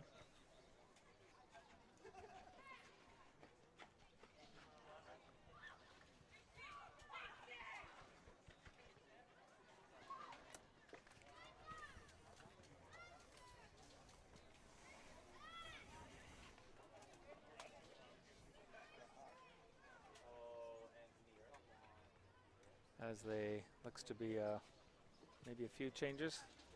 Entering the game That's and Coach batting Nick. number 8, C.J. Donnelly. For number 11, Justin Abbott. As Number CJ 21, eagerly Ethan awaits his Vincent. first For number pitch. 25, Emmett Sahare. And Yeah, number a quick 16, shout out. I Tyler just realized Austin. here For that number 4, Tyler Monroe. Thomas's mom and sister, Evan and Michaela, are still at home dealing with a couple items, so hopefully they can quickly get out there. But quick shout out to them, and hopefully they got to see Thomas get that RBI. Why are they not here, Chris? I think they're dealing with some items here. We got some housework going on tomorrow, so I think we're just getting prepped for that. Housework. You need to Yeah, expand on this. We're Help me we're understand what that changing. means. So in Oakville, in some of the areas in Oakville, there's piping that was put in that's sort of faulty. So we made the choice to be proactive. We made the choice to be proactive to replace those pipes, those Okay. water pipes, versus maybe waiting for something to happen. So that work's being done this week here. So God bless them. They're taking care of some of the things that we need to take care of before they come tomorrow morning. Very good, very good. As a base is stolen on the first pitch strike, little outside. Evens up the count to 1 ball, 1 strike to CJ Donnelly.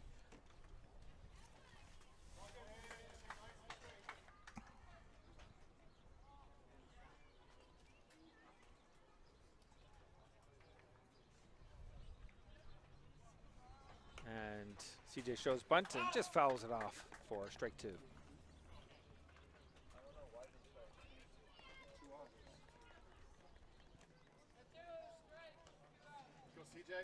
Yeah, we're gonna maybe ask the question a little bit after that. I'm trying to. There's 2 outs. We're showing bunt. They're playing off in the corners. We see the runners. The second baseman going to cover. I'm not sure I get the strategy on that one, but I might be missing something. Yeah, unless he missed a sign, which is possible, but I don't think so. He's a pretty savvy player. 2 balls, 2 strikes, and the 2-2 pitch over CJ's head. CJ stands blistering 5 foot, would you say? 5'1" maybe? Yeah, he wouldn't be one of the taller ones No. on the team, but But he's wily as he lunges at that Oh. pitch back to the pitcher. Hard hit ball for the 3rd out. Hard hit ball by CJ.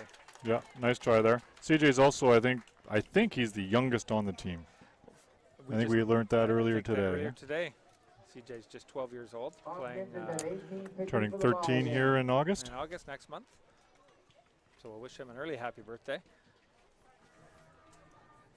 As Connor walks out to take the mound.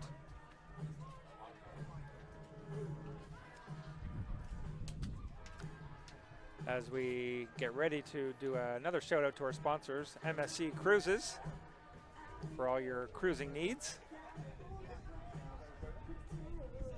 And our friends at Domino's Pizza.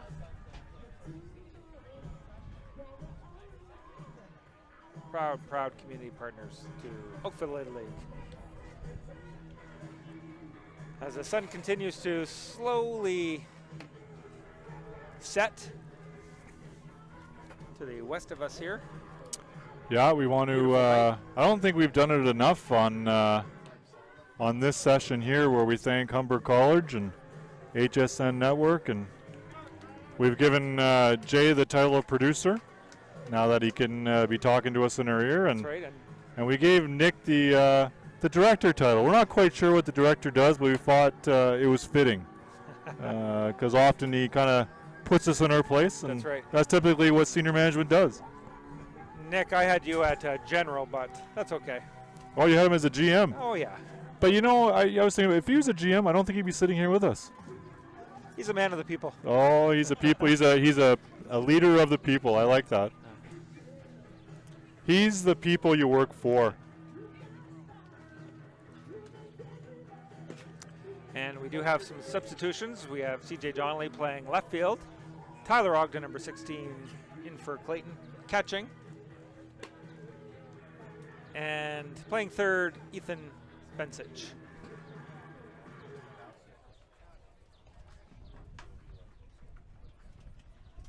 Leading off the bottom of the third inning for the South Ottawa Blues, number 16, Nico And we Bangs. have number 16, Nico Bangs, first up to bat.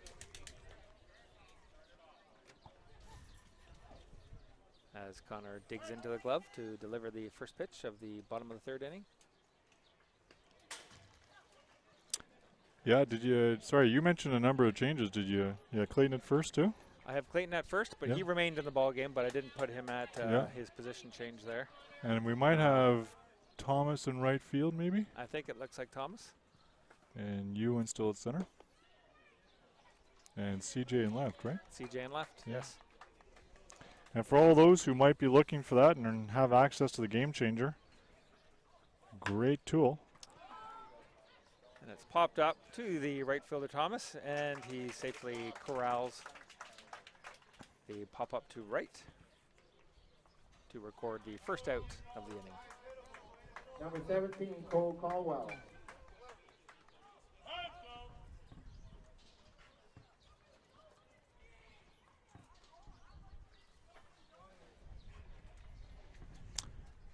It's Coach Anthony talking to home plate umpire, but We couldn't not quite sure what it was hear what he about. said. Nope. Yep. See if we can't get a runner to get that intel. I think our fans would love to know. As would I. So it looks like Coach Anthony is adjusting the fielders based on probably some intel, maybe derived from the HSN network and live stream feed. And I call it encore presentation, but it was on demand, I think, right? On demand. On That's demand. right. As the count is now to number 17, Cole Caldwell, 1-1. And he pops one over the backstop. For those of you not aware of the field here, behind us we've got, it's a community center type area. We got basketball courts, we got a skateboard park, tennis, community center. And And strike three is called.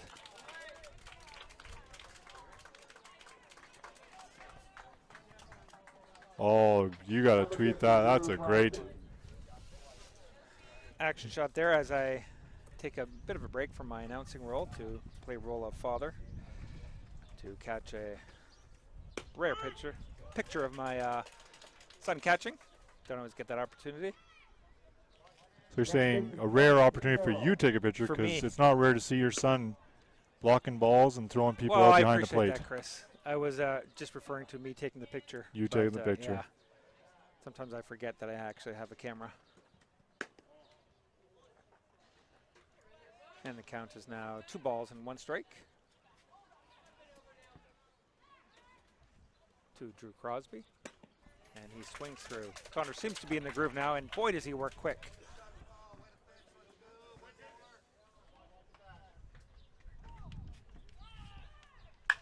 And a hard hit ball right up the alley. Gathered in nicely by center fielder Ewan Carberry.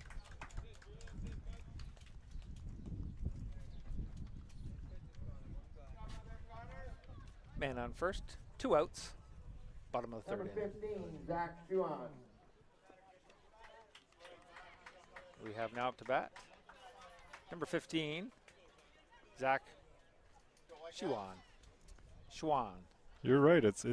SH, Yeah. but the lineup sheet Doesn't look like an L, doesn't Yeah, it? Slewin, I thought. and I even think the announcers here might have in the beginning maybe mispronounced it, and we just picked up on that. So He looks like a Slewin.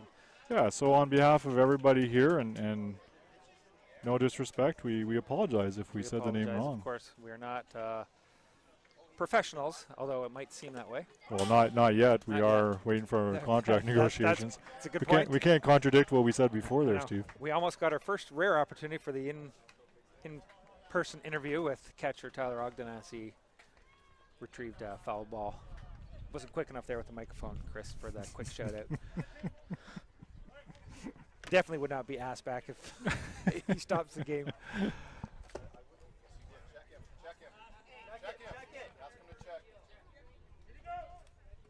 He went. Good job, guys. There you go, guys. There's a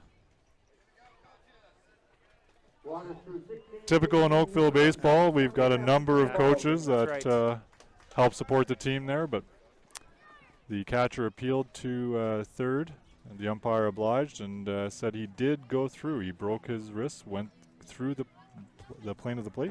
Yep. And I don't often do this, but okay, we're going to do a throw to our sponsors. Our friends at Arc Health Management Solutions of Canada, founded in 2007. Coast to Coast Disability Management. And our friends at Carruthers Printing, generous community sponsors. And of course, not to forget our McCash family, baseball fanatics, baseball fans, aficionados, and our friends at Road Air, the art of reliability, 3PL specialists, Chris. There you go. There you go. I don't often do this, but I want to give a nice play to catcher Tyler to catch that ball that was inside and to corral it because it was a tough pitch. And the catcher actually thought it was a drop third strike, which it was not. So we got a, there's so many tweets coming in. I got to pick and choose. You're picking and choosing now. Picking are and ya? choosing. So I thank everyone for their support and chiming in here. We have at Sebnar1 saying, thank goodness for the Steve and Chris show. Can tune in and complete the honeydew list. Barnes have tuned in. Those are the Burns? Those are the Barnes apparently, yeah. Friends of the show. Yeah, good friends of the show. Love the fact that they're able to take advantage of this Humber Sports HSN live feed and complete the honeydew list here on Sunday night. Good little player Luke Barnes is. Good people. We put them in the good people category. Good people for sure. Leading off the board then for Oakville, When do we get to talk about the not so good people, Chris? Well, maybe if we don't renew our contract, we can have that conversation. then deep stay, into the sixth inning. stay tuned to Twitter. We just. Everyone's good people here in Oakville. As Ethan takes ball one. Next pitch is 20-2-0. And Ethan hits a hard ball down the third baseman. And he's safe with the hustle. And of note, Ethan is the only Whitecap player that uses a wood bat. Yeah, we mentioned that because Coach Nick, I believe at this age here, wants to take advantage of what you're allowed to use. So they used a lot of the composite bats. But I know when Ethan came in here and he requested if he could use it, and he was given the green light. There So you he is go. the only player that uses it. And we might add, uses it well. He uses it well. He's a big boy. He's a big boy. He's Strong a kid. very strong hockey player. I believe he plays at a Does he very play high hockey? level. Does he Very play high soccer? level. Did Yeah. not know that. Ethan's a first-year Whitecap, so we're just getting to know Ethan and his family. Nice people as well. Yeah. Yeah, his dad is a aspiring photographer. One of the benefits, again, that we spoke to yesterday, family members who take pictures, and we all benefit from it. As bunt is shown, and Tyler fouls off. First pitch bunt.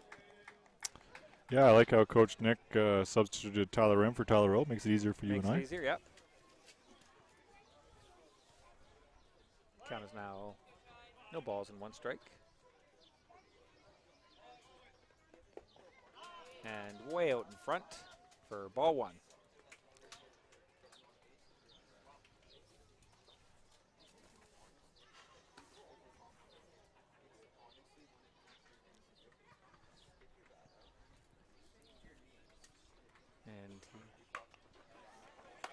And he bunts back to the pitcher. Good. And does his job to advance the runner to third with the sacrifice bunt. Yeah, great job. That's exactly what they asked him to do, and it was done perfectly. Ethan got a nice jump on that, so there was no chance at third, so they took the sure out. So some fans at home might be wondering, why are they bunting? Why are they moving the runner over with the score what it is right now, 11-2? And we've mentioned it before, so I apologize if I'm repeating myself, but for those who are new to the broadcast, new to the show, there's a mercy rule, so it's 15 after 4, 10 after 5. And teams would like to get to that threshold only so that it saves pitchers. Pitchers are such a big commodity in this type of tournament. As we talked before about the thresholds of any pitcher less than 20 can pitch the next day, but if they go over 20 or 35, they need a night's rest. And the fact that Monday is the last day of the tournament, then you go into semifinals, it's the strategy of conserving pitchers. And so the less innings you play, I think the better off it is. That all makes sense. I'm looking forward, Steve, to that day where I sort of spew something out and you're like, but I'm agreeing. That's why we're simpatico over here, Chris, you and I. It's like Jay and Dan. That's right. I'm trying to disagree, but I can't. I'll throw something at you.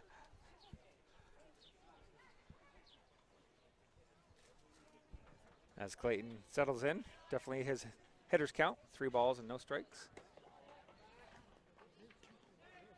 And the throw down to third, not in time. Clayton draws the 4-pitch walk. See, I like that by Ethan, right? He's forcing throws. You want balls in play, right? Just creating offense, yep. Yeah, it's low risk from the runner if the runner is playing conservative, but creates potential of an overthrow. And in this case here, no one was really covering. Shortstop was remaining in position, kind of too far away to sort of cover up in that case. But had there been an overthrow, I think Ethan would have been home. As Clayton takes a big lead. The throwback, not in time. Like the tag there by first baseman. Is that Nico Bangs? That's Nico Bangs. Yeah, that was a nice tap. Yeah. As he gives him a smile and a wink.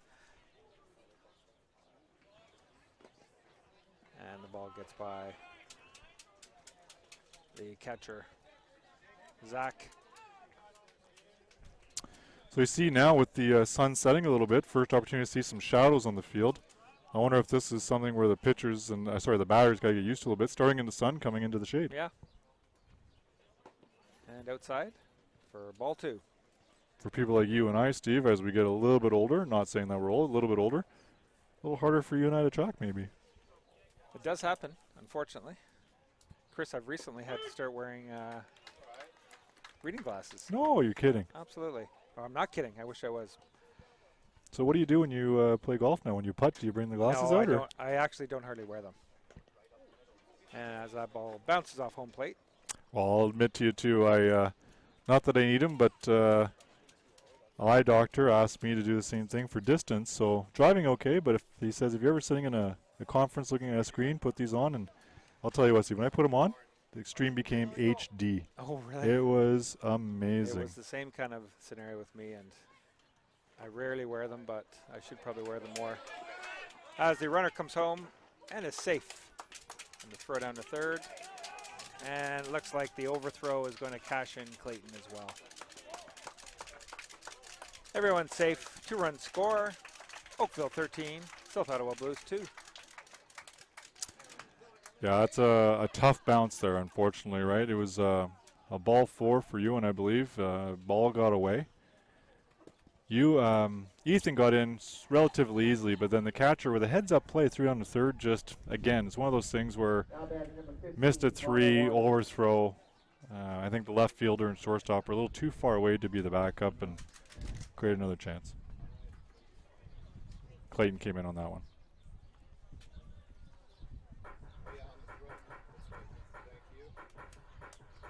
As there's a dialogue on the pitching mound. Yeah, and we can hear the assistant general deputy manager of Game Changer Productions in the back getting some support on updating Game Changer for our fans. We're waiting to see the output come in. It's never easy when you see that type of play happen on the field for Tim to be able to catch up with it. But give him about 3 or 4 minutes, and Game Change will be updated, no problem. Apparently we have. And the first pitch is a ball to number 15, Connor Waters. And if you're watching Game Changers, I am right now, everything's being updated as we speak. You can see things coming around right now.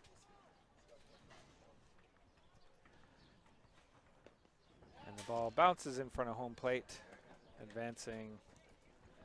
So we got to give kudos where kudos are due. Only 2 pitches after the whole incident, we're up to date. That's fantastic work by Tim King. You might be losing that deputy status soon.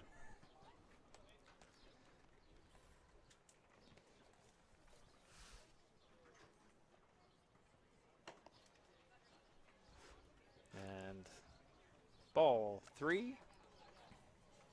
As Connor patiently waits for his pitch. I think Hayden's been doing a great job. He's allowing the ball to get into play.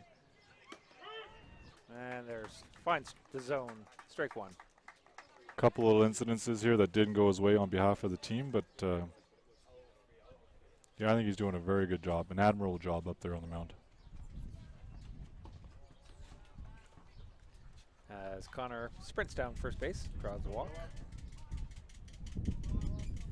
Connor takes off thinking that I think he's going to 2, right? I think so. He definitely does not take his time going down to first.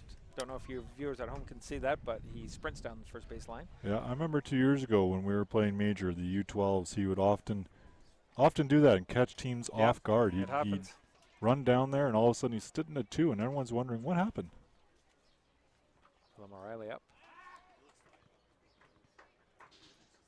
Throw over to Nico Bangs, not in time.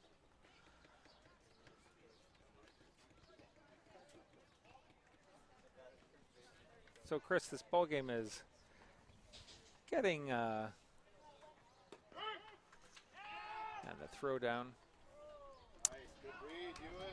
And Ewan comes home on the throw down to second, advancing Connor Waters to third.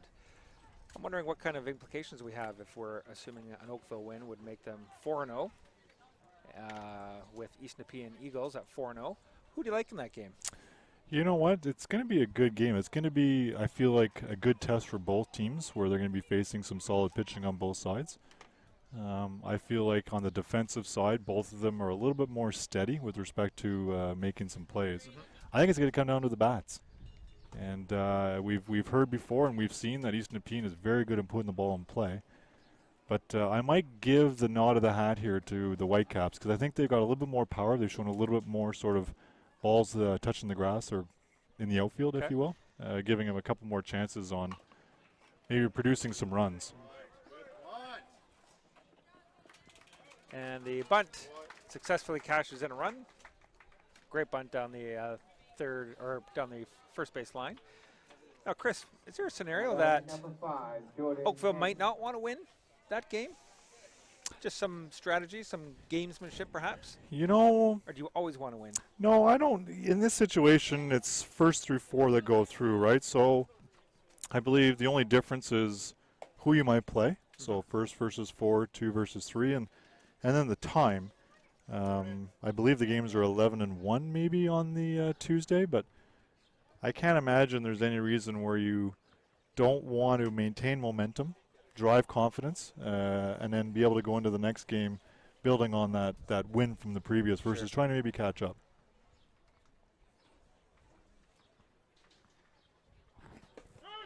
As Jordan sees strike 1 to even the count at 1 ball and 1 strike.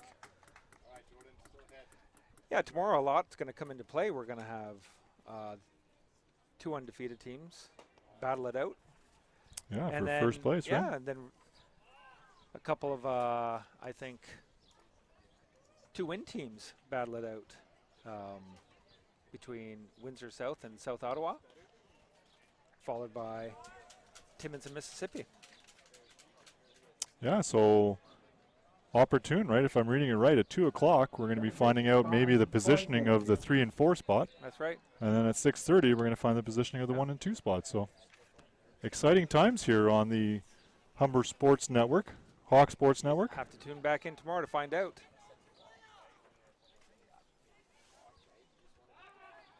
as Jordan takes a walk, and the throw is a little off the mark as Jordan digs in and goes to 3, and it's a little dead in the water there. Nice throw, nice recovery. Was that the first right fielder that recovered, the first sure who baseman? that was. Maybe we can show the replay on that last out. If we can.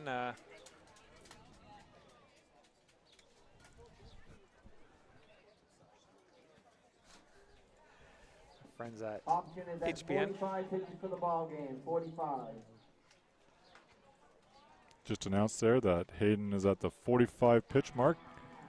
That would indicate at a minimum he can't go tomorrow.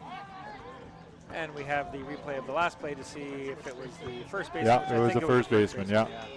So strong So throw to the relay. stop relay, yeah. Yeah. And there we go. Yeah, we're going to have to ask Coach Anthony about that one, if he was the one that pulled him in, or did Jordan feel like he had the momentum to get there?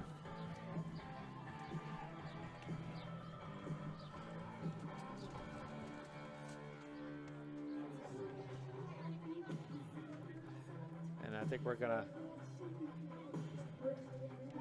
bring in our secondary sponsors in a second. I think, which means it's our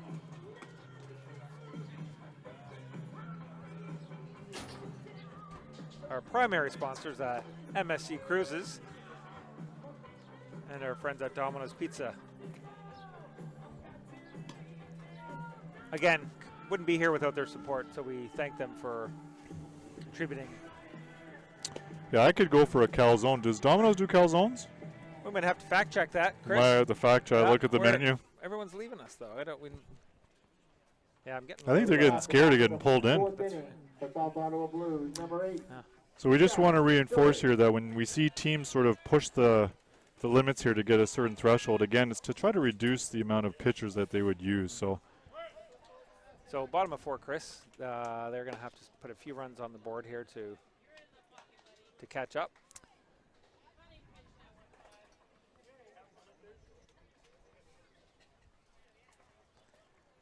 And second pitch fouled off by number 8, Stewart.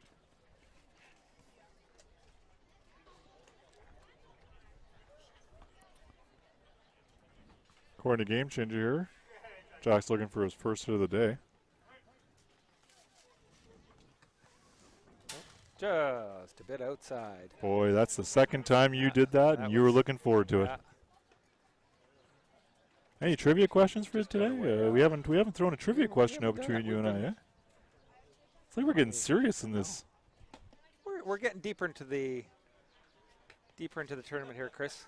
Should we be giving everyone a heads up that if we get into the semifinals that it might get too serious between us? No, we can't lose the essence of the Stephen Chris at Stephen Chris 6. We're never going to forget our roots, right, Chris? The reason probably why people do listen to us. Although I'm sure there's a number of people out there that are, again, streaming on the HSN network, Humber College. That's HSN, Humber College. Which we can't thank enough. There's so many people that have complimented the quality of video. Not necessarily the quality of the commentary, but the quality of the video, and probably the quantity of commentary. Maybe it's the quantity side, but. Number 4, Carter Dobson. For number 44, Hayden Hopkins. I think I was going somewhere with that comment, then I kind of just lost track and bolstering up Humber College. John Sweeney interrupted you. The trainer thought that's what it was. We're going to blame him. He'll be brought up at the post-production meeting. Yeah, it's kind of battle of the tables. They're on the first base side, we're on the third base side, and I think they're feeling a little jealous of the amount of attention we're getting over here. I don't know how many followers John Sweeney has. We should ask him. We'll find that out. I think our viewers would be they want to know.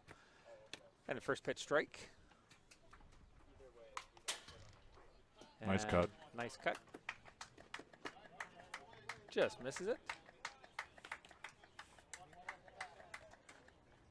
Number 4, Carter Dobson. 35. Did Carter come in for number 44? I think so. Yep.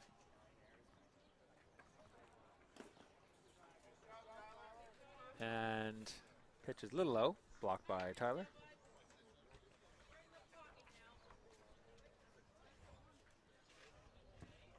1 ball, 2 strikes.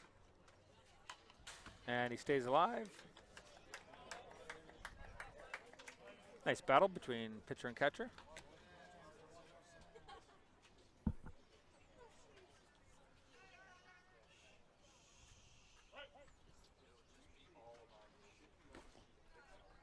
Nice block. Nice block. Keeps the runner at first. Yeah, we talked about before about a number of the catchers, and obviously we're a little partial to the Oakville team, haven't been able to see them a lot. And a hard hit ball to right field. Advances the runner. Well played by the right fielder. They get the ball in quick.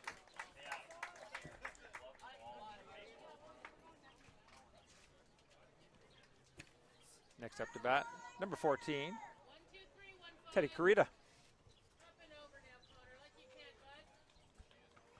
Teddy has some high kicks on there. You don't see those often. There's the bunt. Shows bunt, pulls back. Number 14, Teddy Carita.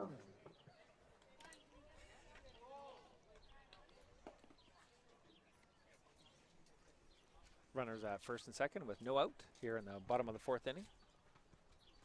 As Connor collects a sign from Tyler and steps off.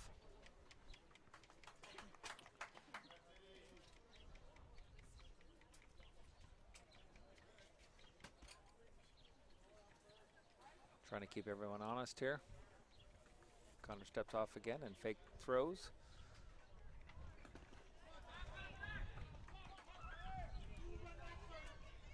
And it just gets away from Tyler on the wild pitch there. Yeah, that was a tough one. Got over, blocked it, but ball sort of rattled. Looked like it rattled between the legs on that. It's a thankless job being back there when you don't realize you maybe blocked about 40, 50 pitches to protect this game. And the runners advance on the play to second and third with no outs for ball 3.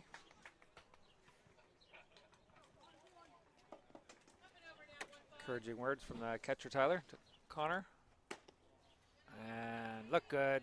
Yeah, that one looked good. Look good. Draws a walk. Base is now loaded with no out. Real opportunity here for South Ottawa.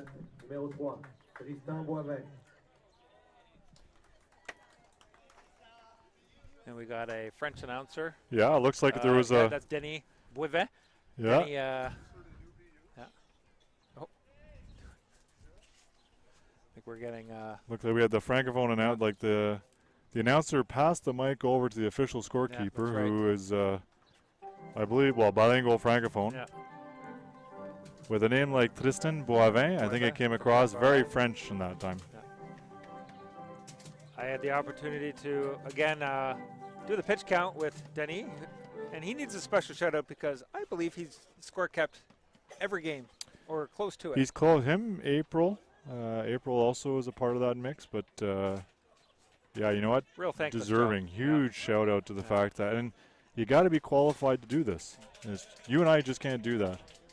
Well, we could. We wouldn't do it right. Well, that's probably a big part of why you and I aren't doing it. That's why we're sitting here announcing. We can only get in trouble with our 50 followers, which I don't think they anticipated when they first asked us to do this. Yeah. And another block by catcher Tyler Ogden. Of course, we should clarify again that they asked us versus us just showing up. That's right. And Tyler checks runner back to third.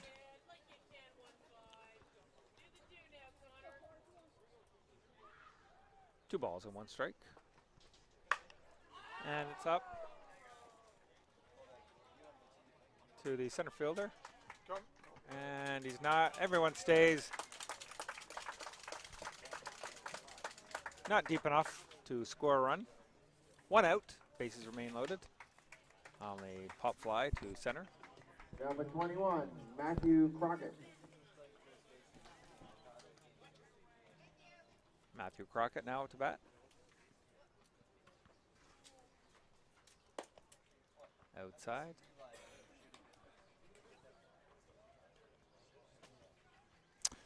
So a little shout out here. We got Living Oakville liked our tweet.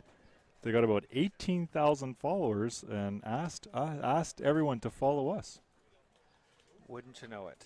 That's Living Oakville. Living Oakville. Our friends at Living Oakville. We'll have nice pitch inside. Well, Pitch is pitch 50, 5-0. Our CIO was claiming that that was his influence. it could be. I'm And strike I'm one. willing to put a bet out that it might have been your better half there, Steve, that maybe tried to influence that. I think she was pushing hard to Oh, yeah? Interesting. get anyone We'll and have to- everyone to get us over that 50 mark. That might. We can discuss that perhaps over a nice Post- glass of wine. post-production? Post-production. Yeah. Post. Triple P. And foul ball. Oh,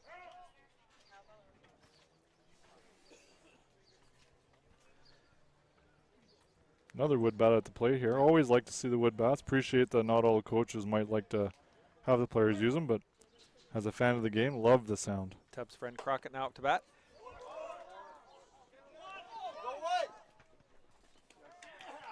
Oh, Almost on nice. the bang bang play. Nice try. You know what? The key on that whole play there is that the throw from Connor a little high. Tyler had jumped, but he came back down on the Yeah. plate. Good heads up play by, and I think if it hadn't been as high, he would have got the double play. 2 outs. No run score.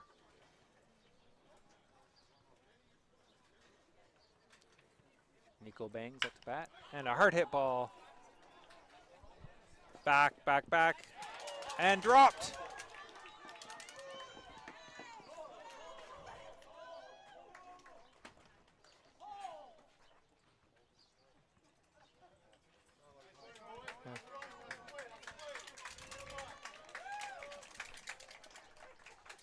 Little unlucky drop there by the center fielder. Perhaps the sun got in his eye. He had to move far for that Number play. 17, Cole Caldwell. 2 runs come into score on the play. Everyone was moving on contact.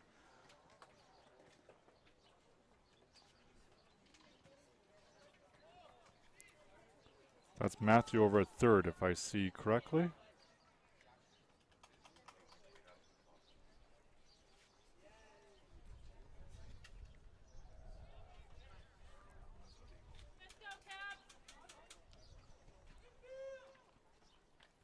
As Tyler Ogden calls the infield play.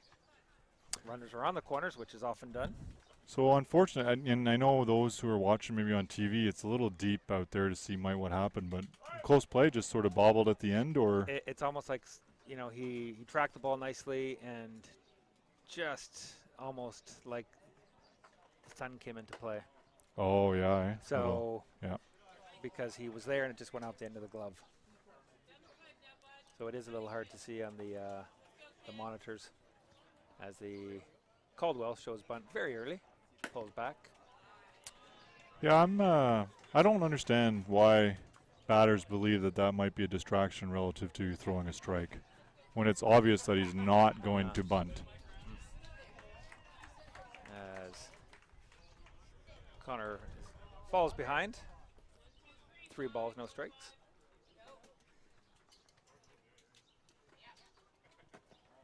And ball 4.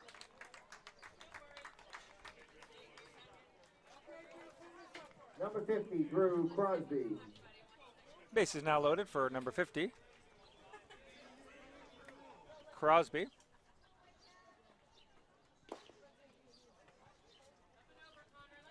And Connor's perhaps struggling a little bit here. Find the zone, and there it is. Out of play behind us to the left.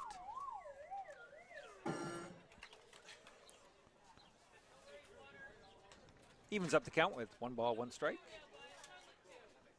to Drew Crosby. As Connor collects the sign. And hard hit ball again right back to the center fielder. This time he makes the play. Nice catch by Ewan.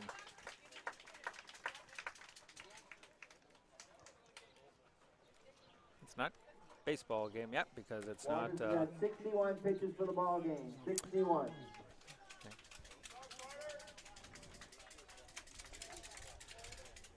Okay, we're going to go back to see some replays from our friends at HSN. Last couple plays.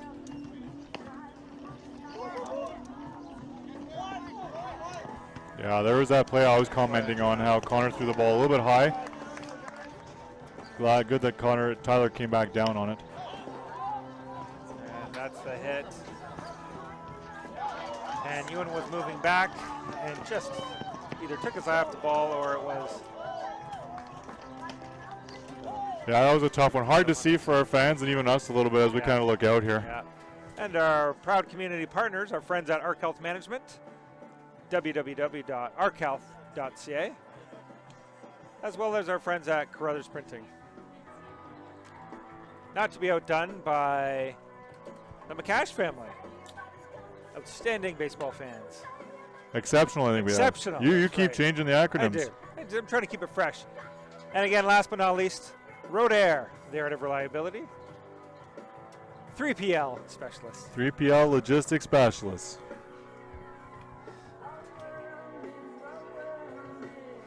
I think we might have a pitching change here. Who do we have in here on the bump now? We have. I don't know, maybe they were just having a little bit of fun. Given the fake.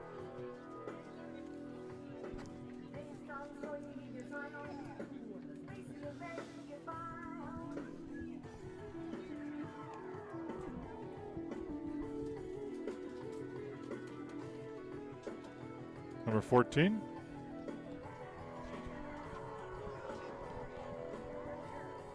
Is that Teddy Carita? Is he? You can maybe call the catcher in for a quick word as he waits. No, don't. Yeah, here's it. Okay. You were. I figured you were joking. You literally had the headset off. I had the headset off. I was looking for his name, trying to call him in. Because you know what, Chris?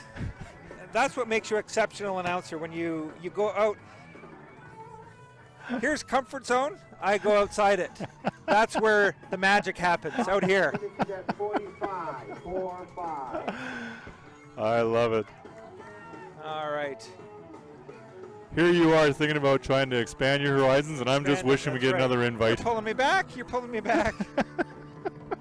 You're like my wife. Oh, I didn't say that out loud, did I? I'm sorry. Where is she? Oh. Not here. You know, there's so many people that I hang out with and make me look good, and in the little cases here and there, you with Robin, you've making me look good. So I appreciate all these comments, because I just don't say anything. You're a wise man. Who do we have now? Number 14 on the mound. That's Teddy Carita. Now in the bump pitching for the South Ottawa Blues.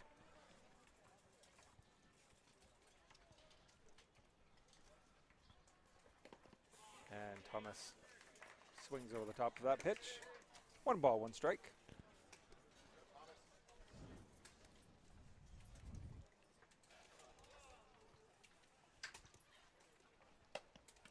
And outside, ball 2.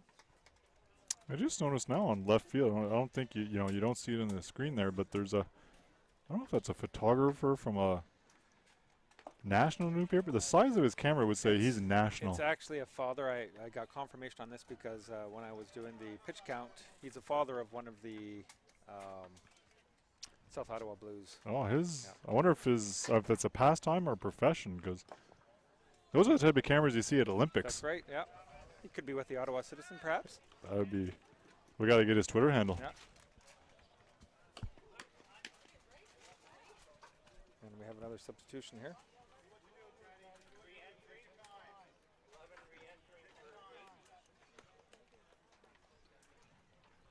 We have number 11, Justin Abbott, going back into the ball game for number 8, CJ Donnelly. Re-entering the game and batting number 11, Justin Abbott. For number 8, CJ Donnelly. Always one step ahead of the announcing crew here. Again, it's, to your point, that anticipation, it's a skill, right? That's why we're holding out for a bigger payday, Chris. And the pitch is high as the runner goes. And he's safely in at second. Yeah, good throw by the catcher there. That was close. Had he caught that, that would have been, I think, a lot closer than people thought, maybe. Zach has a nice arm behind the plate. Give a special shout out to him.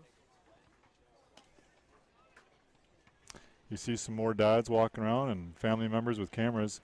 It's funny how they're all avoiding the left side there based on size. They don't want to be close to that one. That's right. And a throw back to second. Keeping Thomas honest. Not in time.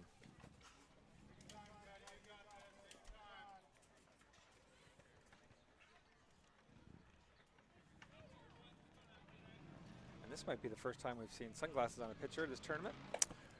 I think we saw one before the sun was out there. Obviously, they're well, I'm not sure if it's prescription or they just can't be reflective, maybe. They can't be. I did get confirmation on this a couple games ago that there is no rule against wearing sunglasses. Just can't wear them on your hat. Oh, okay. I do have the 2019 Little League rule book. Let's see. Rule What's the over under before you get to that? 3.01. We should. Sunglass on head is allowed. We should put it. You found it? I was going to put an over under on how long it takes you to find that rule in the book. On page 80 here, rule 3.0 under game parameters, it is not there. Number 21, Ethan Benson. And a walk is drawn by Justin. Next up to bat, Ethan Bensich. And a throw is behind. Runners advance on the play. No throw.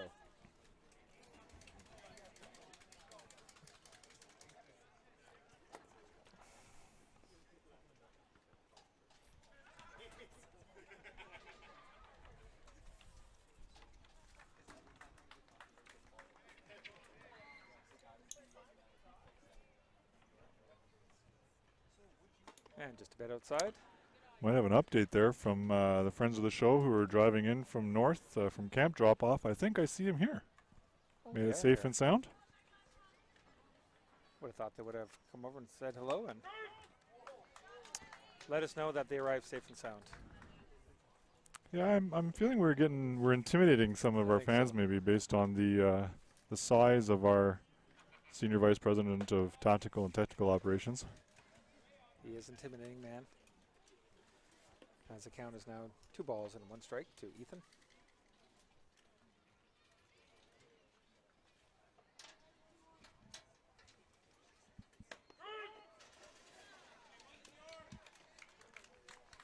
And the count is now full. Must have missed a ball in there somewhere, Chris. My apologies to our fans. It's going to be a black mark on our contract negotiations. You know, Steve, if they were looking at my unofficial scorebook right now, they would realize that I've made about 20 mistakes. But again, unofficial. Rock solid. We have another substitution here. Nowhere near as important as game changer. Again, shout out to Tim King under the tutelage of Scott Whitler. Bringing joy to families all over who don't have the opportunity to see the podcast or the live streaming cast here by the Humber Sports Network, Hawk Sport Network, HSN. To follow on Game Changer, driven by Tim King. Question mark, Deputy Assistant General Manager. I say question mark because we're not quite sure if we're going to alleviate that deputy sign. Looking at Scott Wendler, the Vice President of... Oh, he's thumbs up. Thumbs up. Congratulations, Tim King. You've lost the deputy. As Tyler Monroe comes into the game. Interesting substitution, I must say, just because he subbed for my son.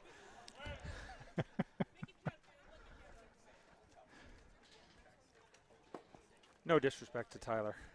Just want to see both Tylers to get off the schneid here tonight.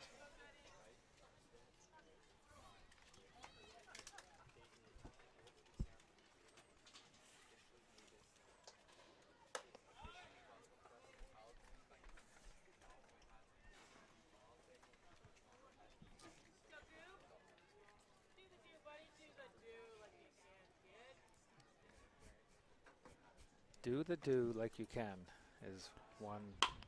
There we go. And a hit in between short and third. Cashes in 2 runs.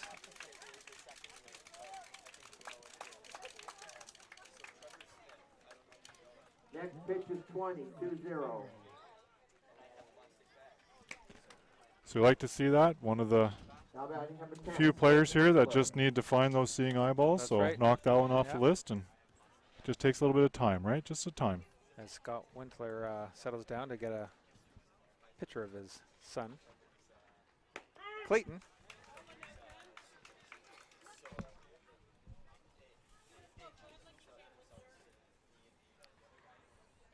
Runners on first and second with no out. Top of the 5th inning here in Oakville. And runners hold. Corralled nicely by the catcher.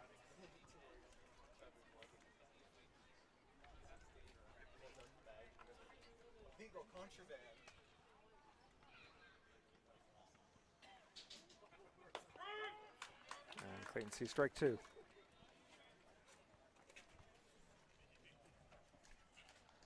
See Coach Derek O'Reilly in the stands here trying to get his attention to see if maybe we can get a mid-inning interview on their big win today in Richmond. We need to do that. We'd like to know some game specifics. I'm interested to know how the game was won.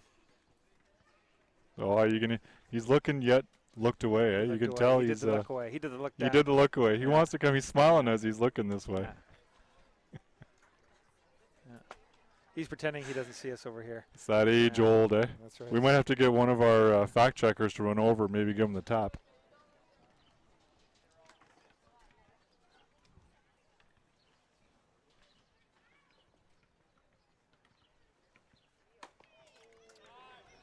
That looked like a close pitch for ball 4. Bases are now loaded with no out. Number 9, Ewan Cabrera.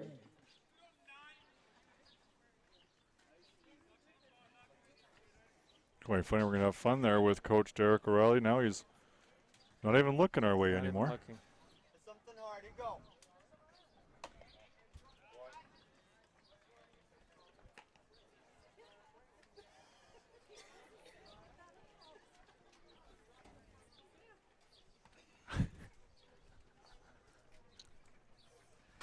He's politely declining So now- the in-game interview. We got the nod. It's a big no on that one. I'm sure his lovely wife Jill, who Jill might be able to shed some tirelessly light on- volunteers yeah. not only for this and Oakville Little League, and Why is Jill not sitting with her husband? I want to know. Fans want to know. And a fly ball to left field. Oh, caught by the center fielder, Caldwell. Now batting for Oakville, number 15, Connor Waters. Fly out to the number 8 position. another good play. We've seen two good sort of stretches out there. Good runs, Very tracking the mobile ball. center fielder. Which, Yeah. which way you want to see in that position?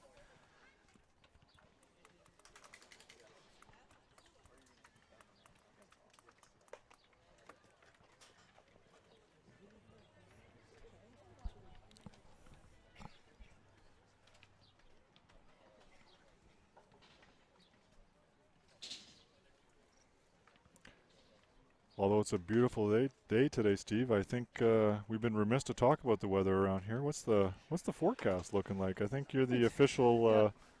I have a direct line to our friends at the Weather Network.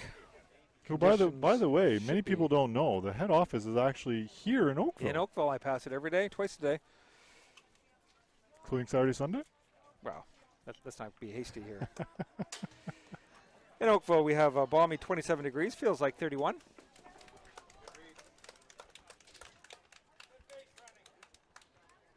And tomorrow, it looks to be, I'm knocking on wood here,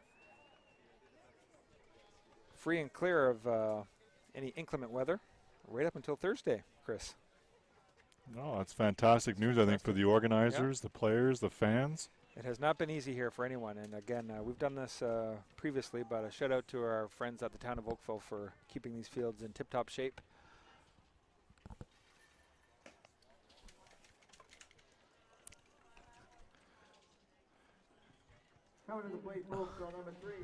Producer Jay, we'd say if the commentary came across and it was worthy that we would bring it up. And again, another situation where we will not bring it up. Not worthy enough to make Not the worthy. airwaves, but a nice try. We might ask. Yeah. we might ask to see if maybe our director Nick can maybe get on the Yeah, the that's right. headphones here and see maybe if quantity will drive quality. Yeah. Nick is eager to chime in. We'll have to bring a headset for him next time. Nick was our biggest hurdle in thinking we can achieve our threshold of 50 followers. We thought that would be a tsunami of success for us, and he slowly, politely tells us that 50 on a relative scale is nothing. Nothing. It's all about It's all about perspective, though. And he gets them. Nice throw down to third. Gets Tyler sleeping.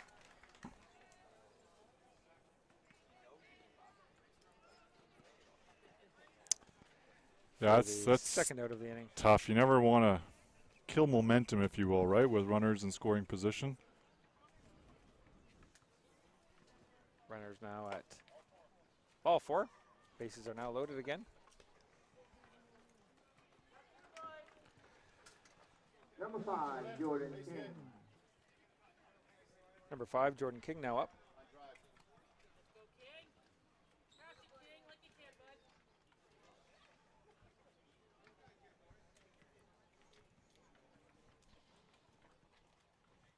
And the first pitch is high.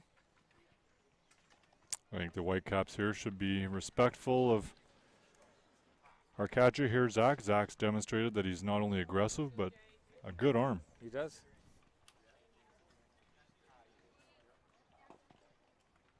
I've been impressed with a number of the catchers. I'm obviously impressed with all the players able to get out here and represent their respective districts and play in the provincial at this level, but there's a number of catchers that I think have shown a great sort of aptitude for the game and position play at that at the number 2 spot. And another throw down to first base. Definitely not shy in the throw downs, that's for sure. No, I like it. I like the aggressiveness. There's nothing to lose right now. I'm sure in other games there's a discipline of knowing when to throw, not to throw. But it looks like he's got a green light here in this game.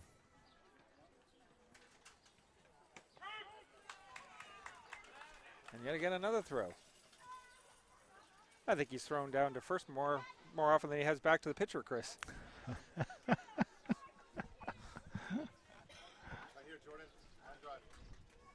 3 balls and no strikes to Jordan King. And he takes all the way for strike 1. Strike 2. Strike 2, yeah.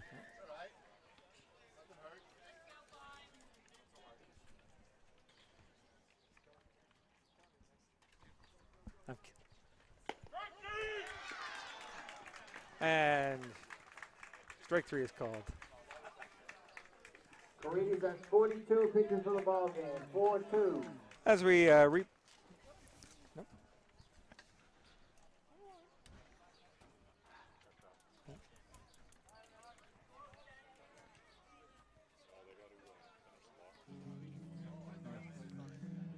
Yeah.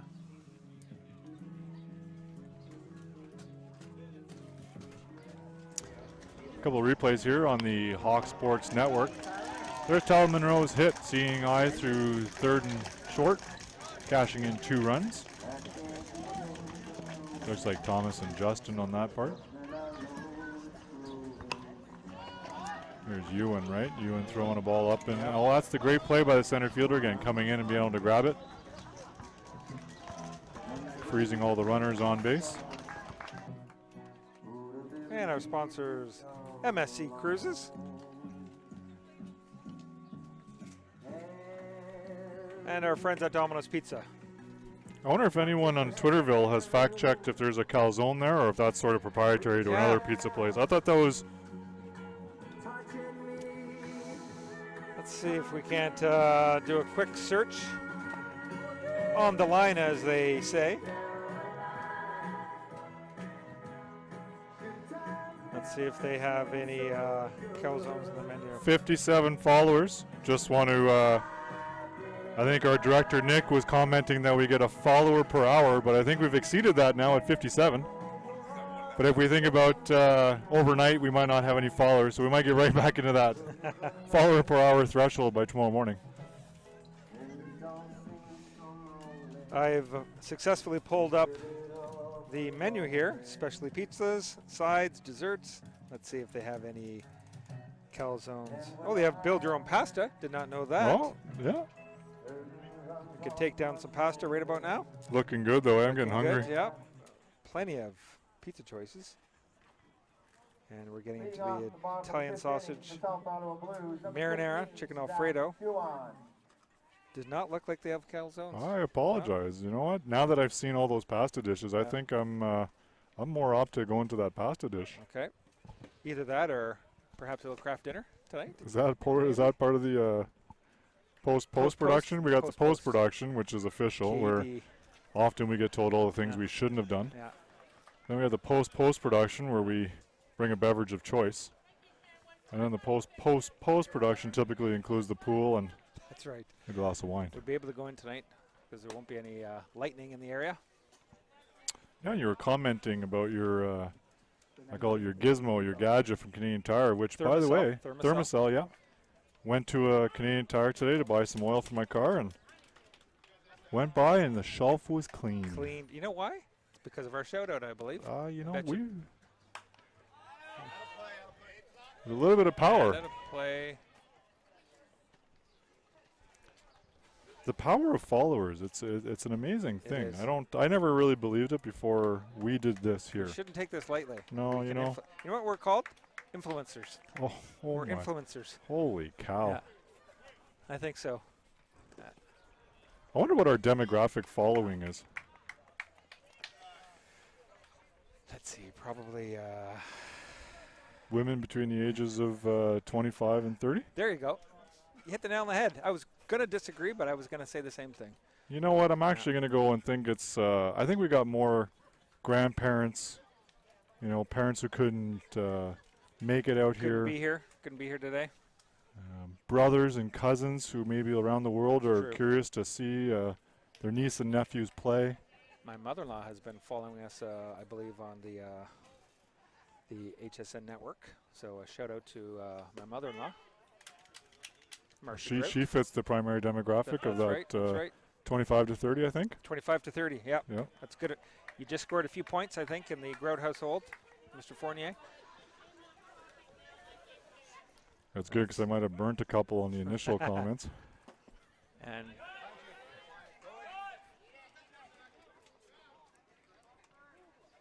that was a good throw by Tyler. Yeah, good throw. Yeah. Just lost the handle on that one. You know, I don't mind that. I don't think there was a chance for a poor Ty to get him out there, but you know what? Show the field what you can do, right? Yeah. And hit ball off the first baseman, Travis. And it's safe. Close play.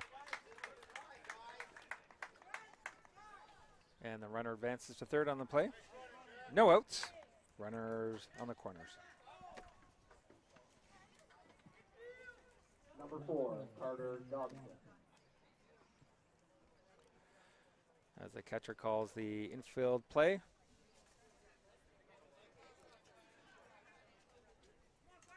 Carter Dobson now up to bat for your South Ottawa Blues.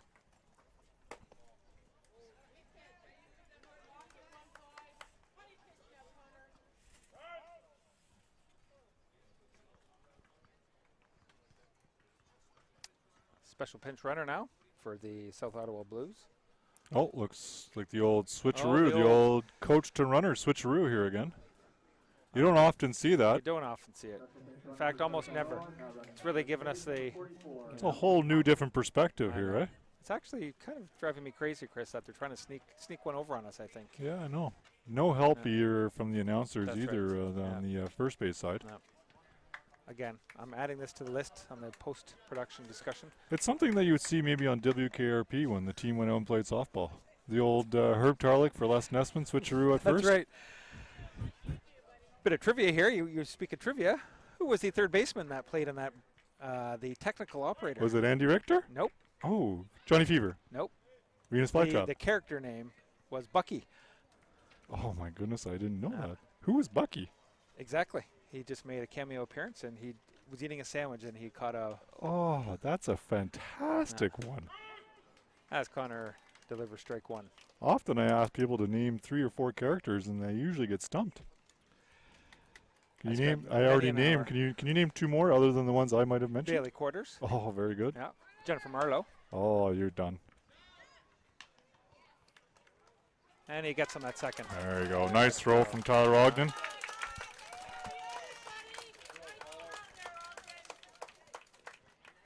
Throw was in time to get the first out.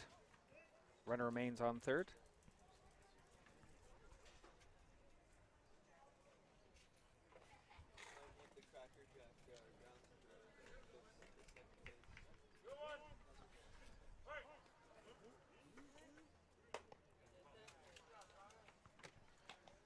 And Carter swings through strike 2. Count is now 2 balls and 2 strikes.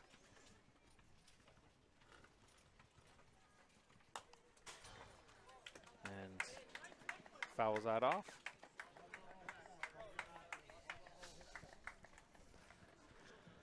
It's too quick. It's too quick. I know, that's right. Sorry, audience, for that. Just getting a quick conversation with the home plate umpire.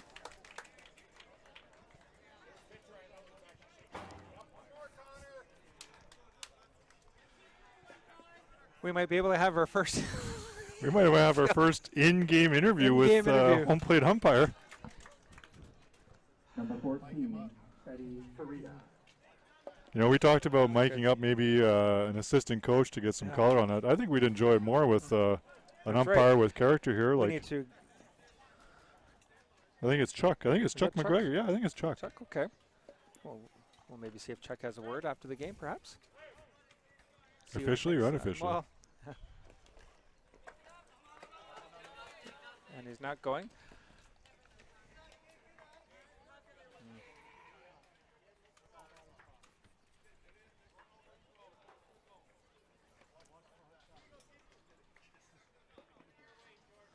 And Connor settles in for 1-2 pitch.